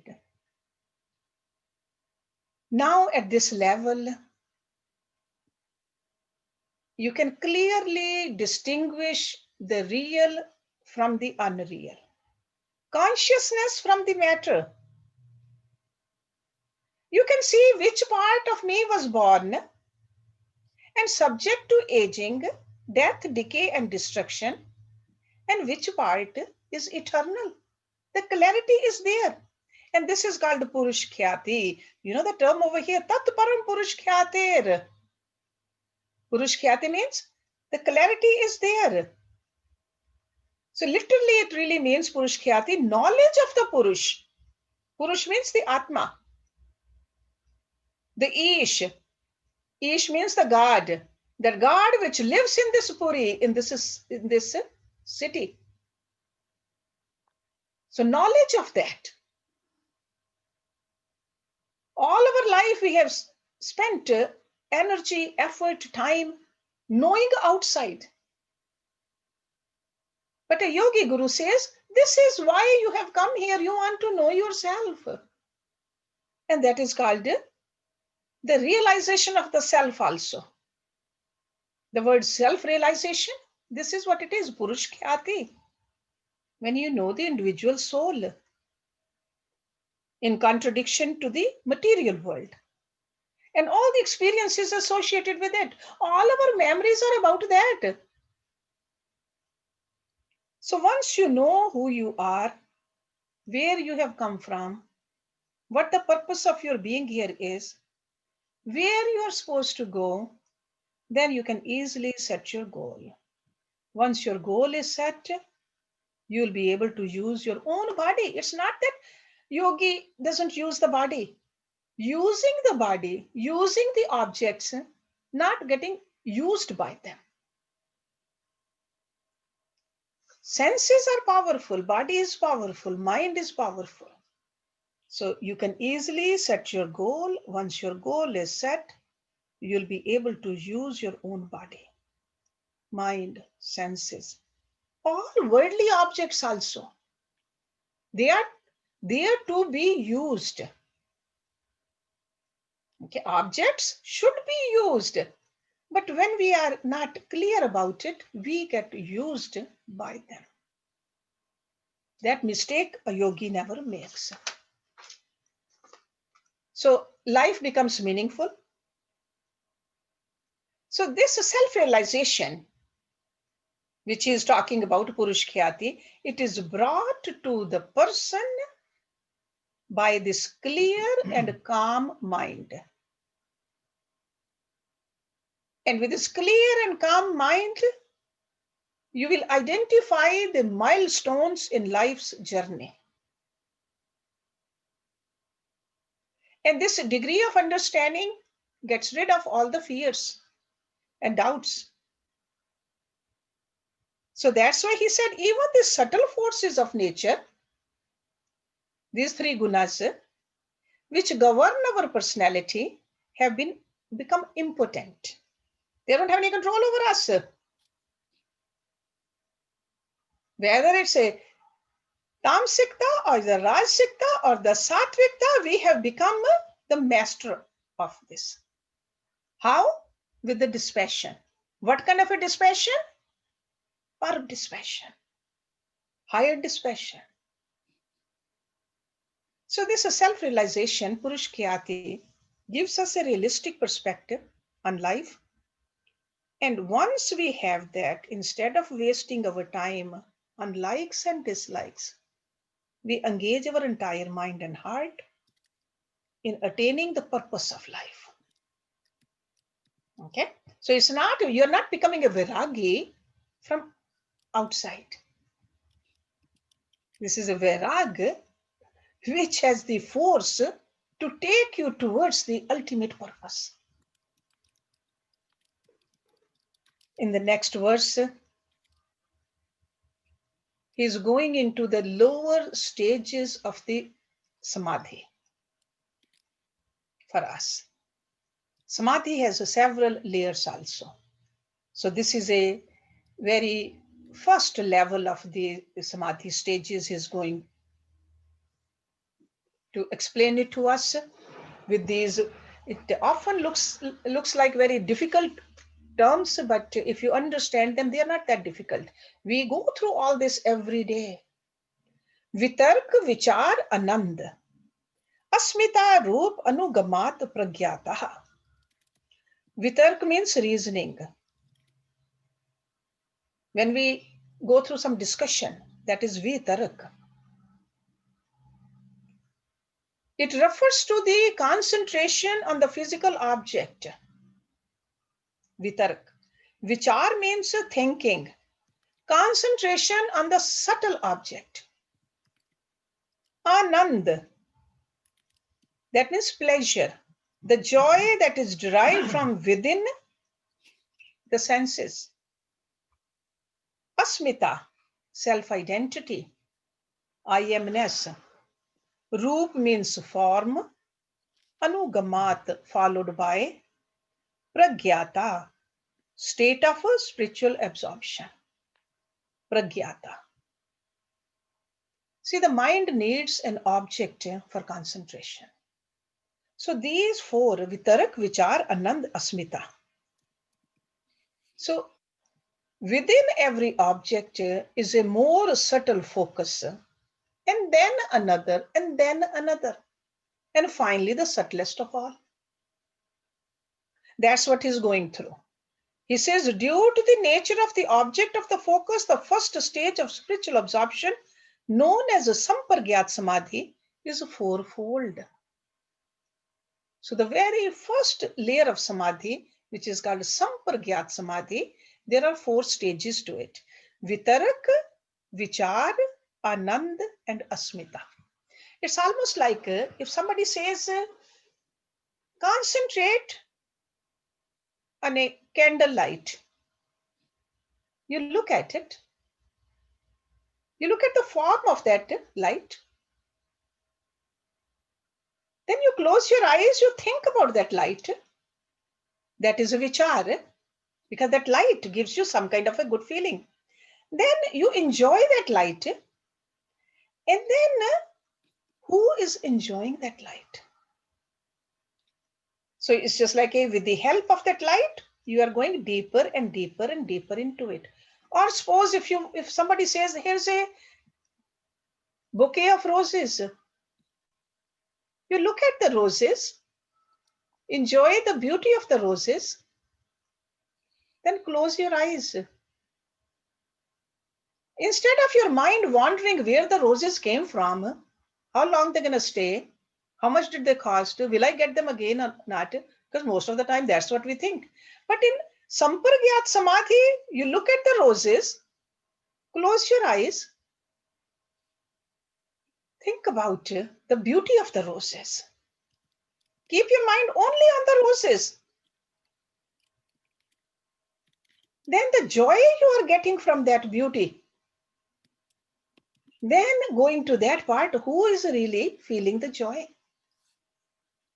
The I amness. So from outside, you are slowly going inward. This is called a Sampargyat Samadhi. So, but in order to concentrate, the divine form should be there. It could be the form of God. Any deity. You just look at it with your eyes. Close your eyes. Think about it. The beautiful aspect of that deity. The knowledge which you get from the deity. The happiness you really feel being in the close proximity of the deity. That's how we do the practice. So this is about the practice, guys. Okay, so Vitarak, Vichar, Anand, Asmita, Roop, Anugamat, Pragyataha. But in order to do all this, you need some time. Detach from the world and do the practice. So that's what he's trying to tell us. So self-realization, as described in the previous sutra, the ultimate goal of yoga, which he called Purusha-khyati. So now he's going through the process for us. This is how we do it. But these are all lower samadhis. Lower samadhis. So while doing this, we got to detach from the body. That's needed. Lose your awareness of the body and become aware of the breath. That is a process too. You are becoming a breathing being. Eventually, you transcend from the breathing being. He doesn't mention it, the breathing, but this is one way you can do it. Thinking being. From the thinking being, you transcend that state also.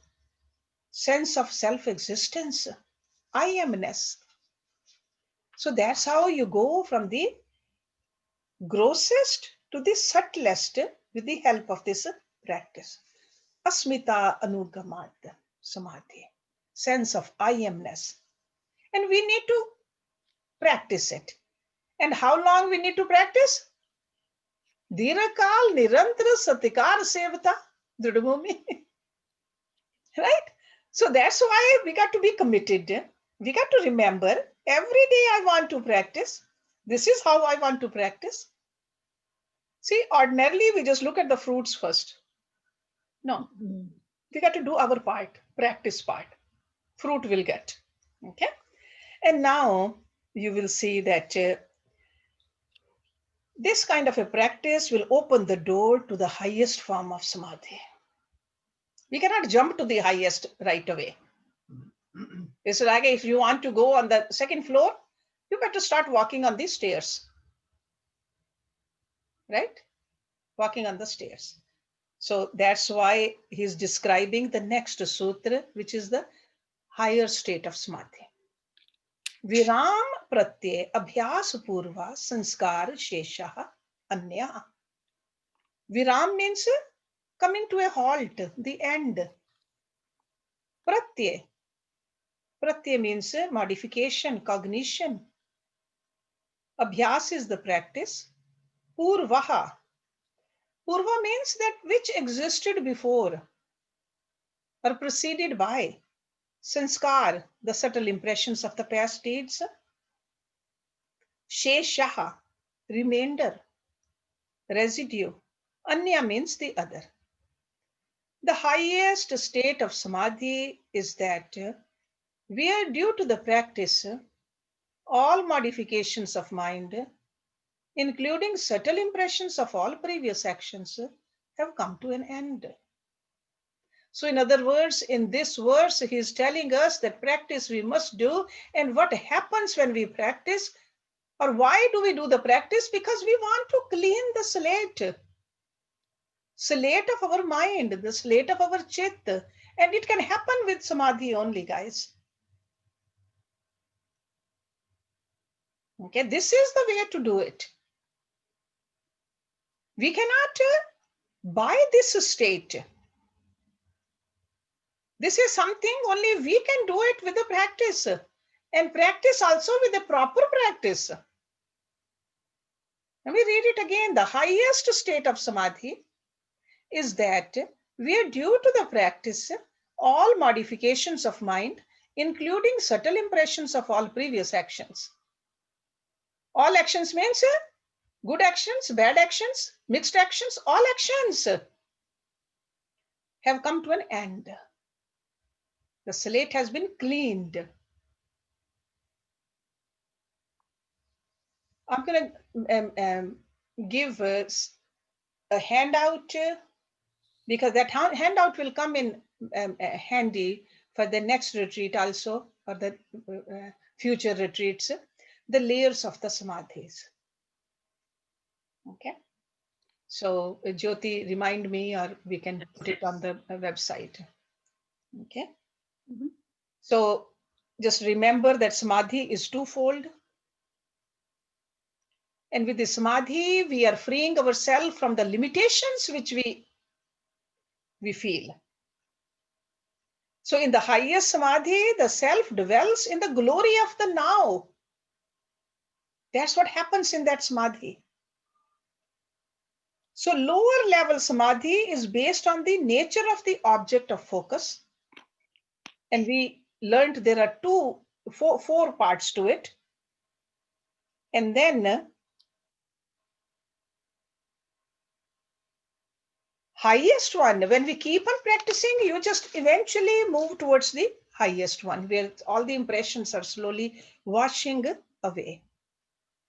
Yogis of this stature have no past, no future. See, we are told that live in the present. Yogis of this stature, they have learned to live in the present. This is a state of perfect freedom. Such yogis are free from all karmas or the fruit of karmas. In this state, they are able to see the truth in its purity and in its perfection. They are able to decide their destiny.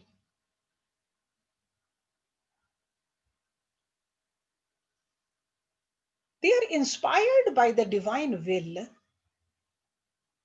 They may come to this world, live in this world, while remaining above it. So I'm talking about yogis who have reached this higher samadhi. They are guided by the divine will. And they can leave this world again. This is called the freedom from the cycle of life and death. And now the question is how to reach this state of samadhi. Because we learned the abhyas, we learned the vairagya. How to reach this state? And the answer is found in the next sutra, which Jyoti is telling me stop here. Or is there a question here? No, there's you should go to Q&A now. Okay, all right. So, Manju Malhotra, she had a yes, question. Manju.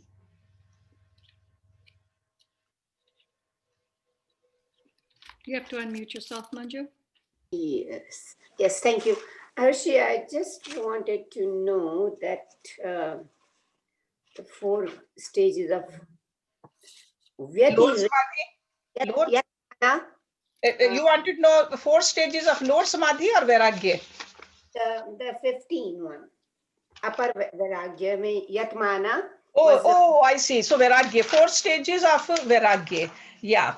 The first one is yatmana, Y-A-T-A-M-A-N. The second is vyatirek, V-Y-A-T-I-R-E-K-E. What is that? That means you are understanding. In the first one, you are understanding what these forces are, which are keeping you earthbound. The second one is where you are understanding the eliminating of these forces. You are becoming more powerful than them. So just like if you are under the force of eating something which you are not supposed to eat. Okay. So first you understand it, that it's not good for me. Or being lazy, not doing your practice, or being clingy, or just keep worrying about the future. Those are all forces which we need to work on. And the vyatirek means you eliminate these forces. Okay. Okay. And then ekendriya means working with the problems pertaining to a particular sense activity. Okay, right. Okay. So further you are eliminating the power of these sense objects over you. Mm-hmm. And then vashikar is that no longer interested, not just these objects over here, even in the future temptations. So the first one, yeah. So the first one is it something like this, that, there comes a point in life, you wonder, what is this life about? Yes, right. More than what I'm seeing. Yeah. It's like you are trying to understand. There is like a little bulb has lit inside you. What have I been doing? Okay. And okay, then, so yatmana. So that's why they say you just understand the dynamics of these forces that bind the mind. So little realizations has come into your mind now. Just like that shubhecha and all that, right? Exactly. That's right. That's very true. Okay. And the charna and shubhecha. Yeah. So yatmana vyatirek ekendriye vashikara. So because the reason I mentioned, because he just only talked about Vashikar Sangya. He must have understood that, hey, students already know the other three. So I thought that for our purposes, we should know that, hey, there's a lot more to dispassion than what we think about. Dispassion is not just, hey, I don't want to eat this. Yes. Thank you. It's a lot more. Dispassion is a big word. And it's a positive word, because this dispassion, without dispassion, we cannot move up. Otherwise, we are attached. I mean, just think about it. If your one foot is attached to the floor, can you walk? Right. Can't even walk. Over here, we want to go vertically up. So we got to have a higher level of dispassion. Yes, Jyoti. Neeru has a question. Hershi, the meaning of Sangya. Sangya means a definition. Sangya. Can you clarify it? Yeah, Sangya, that means, so Vashikar Sangya means it's a definition, or we are defining a state of non-attachment. Okay, so it's a definition of detachment is Vashikar. And then before that, that's how it is defining. So how Vashikar Sangya is defining Drishtaha Anushravik Vishya Vitrinasya. So that means that mind should be remained free, not only from the charms and the temptations of the world, but also from the temptations described in the scriptures. Okay, so remember I said Drisht means seen, something you see. You don't want to get attached to it. Anushravik. That means something you heard in the scriptures. You don't want to get attached to that either. Vishya Vitrinasya. That means free from the cravings. So it's not only in the senses, even in your cravings, no longing. See, sometimes we can control our hand, but can we control it? See, because craving is where? In our mind. So this detachment has to be from the mental level, right?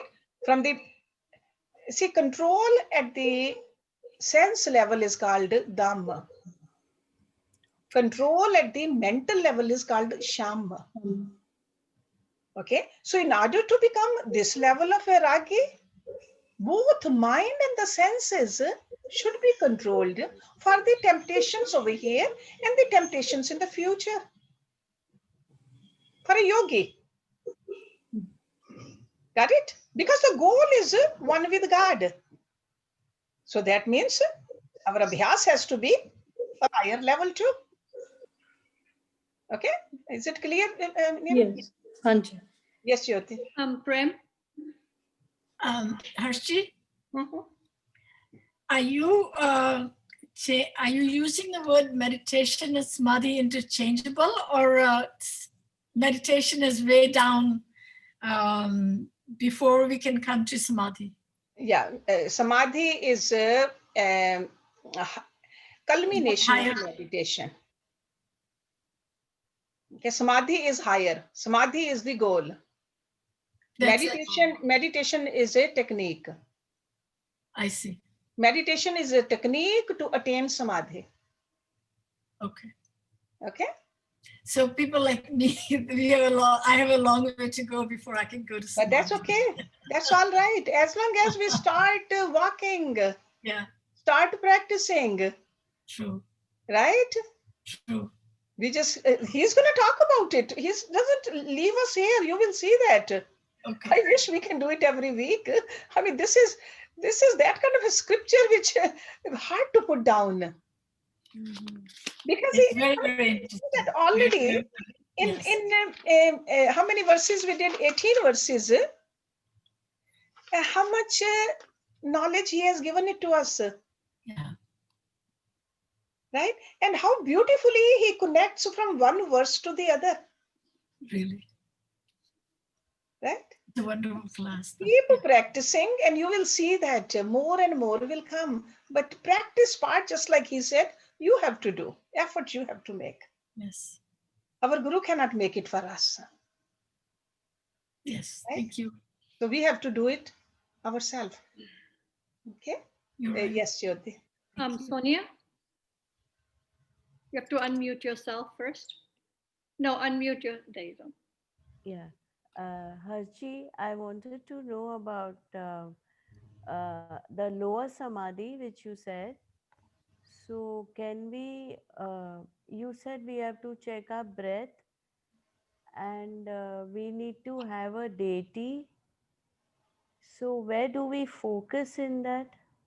Okay, what you can do is, I think what I'm going to do, one of the Wednesday class, I'm going to talk about meditation. Yeah, okay. Okay, so that we start with the meditation. Okay. So if you want to start doing it, all you do is just sit in the temple. Whatever deity is dear to you, which is called an Isht Devata, like a chosen deity. God is everywhere, but you have chosen one. Don't have too many in your temple. That's one of the mistakes we make.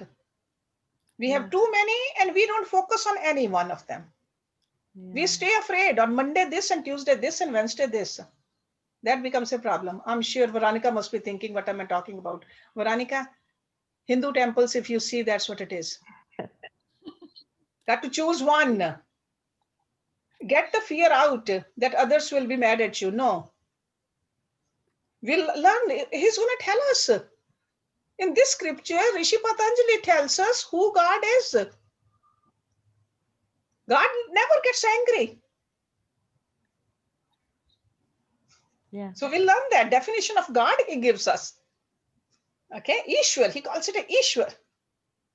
Okay, so going back to you, just starting from today, just once or twice a day, just sit with open eyes, look at the deity, close your eyes, imagine your deity right here.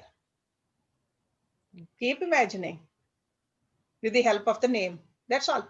Try this first. Okay? And then I'll talk about it. As we continue with these classes, we will talk more about it. Yeah. Okay? But start practicing.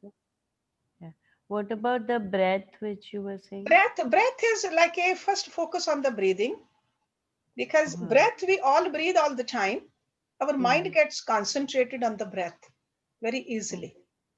So first just bring your mind on the breathing, then bring your mind over here and imagine the form of God. That's the easiest way to meditate. So breath and the name of the God should go simultaneously. Name of the God. Yeah, name of the God and the form of the God. Okay, because if we say name alone, no form, then our mind will start projecting different forms. So we got to give our mind a name also, a form also. Both are needed for our mind to stay focused. Yes, Jyoti. Raj. Raj had a question. Yes. Harshi, sorry, can you repeat what was Sham and what was Dam? Okay, Dam is controlling our senses. Okay.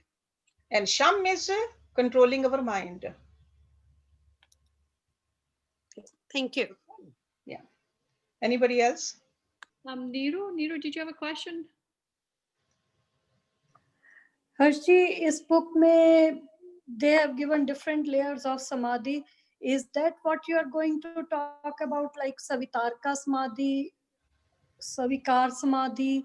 Yeah. Are those the layers you are gonna tell us about? Yeah, those are also actually, see, all of them, whatever we talked about, if you put this sampragyat word, sampragyat in front of all of them, sampragyat vitarak, sampragyat vichar, sampragyat anand, sampragyat asmita. That's all it is. So these are all four or lower forms of samadhis. Okay. Sampragyat means it's like a associated with. Then later on comes asampragyat, without the help of any of it. Okay, so he's using, it's the same thing, he's just bringing that sampragyat with all these words, and which is correct. Okay, but I think when I give the handout, maybe it will be more clear to you guys, because there are several layers of samadhis. You will see that even in the last chapter, Kaivalyapad, he's going to talk about Dharam-meg Samadhi, Sabid Samadhi, Nirbid Samadhi. So I don't want you to get lost in this terminology. So if I give you a handout, you will be able to focus it better. Okay? But thank you very much for coming. If you don't have any further question, I know you must be hungry also.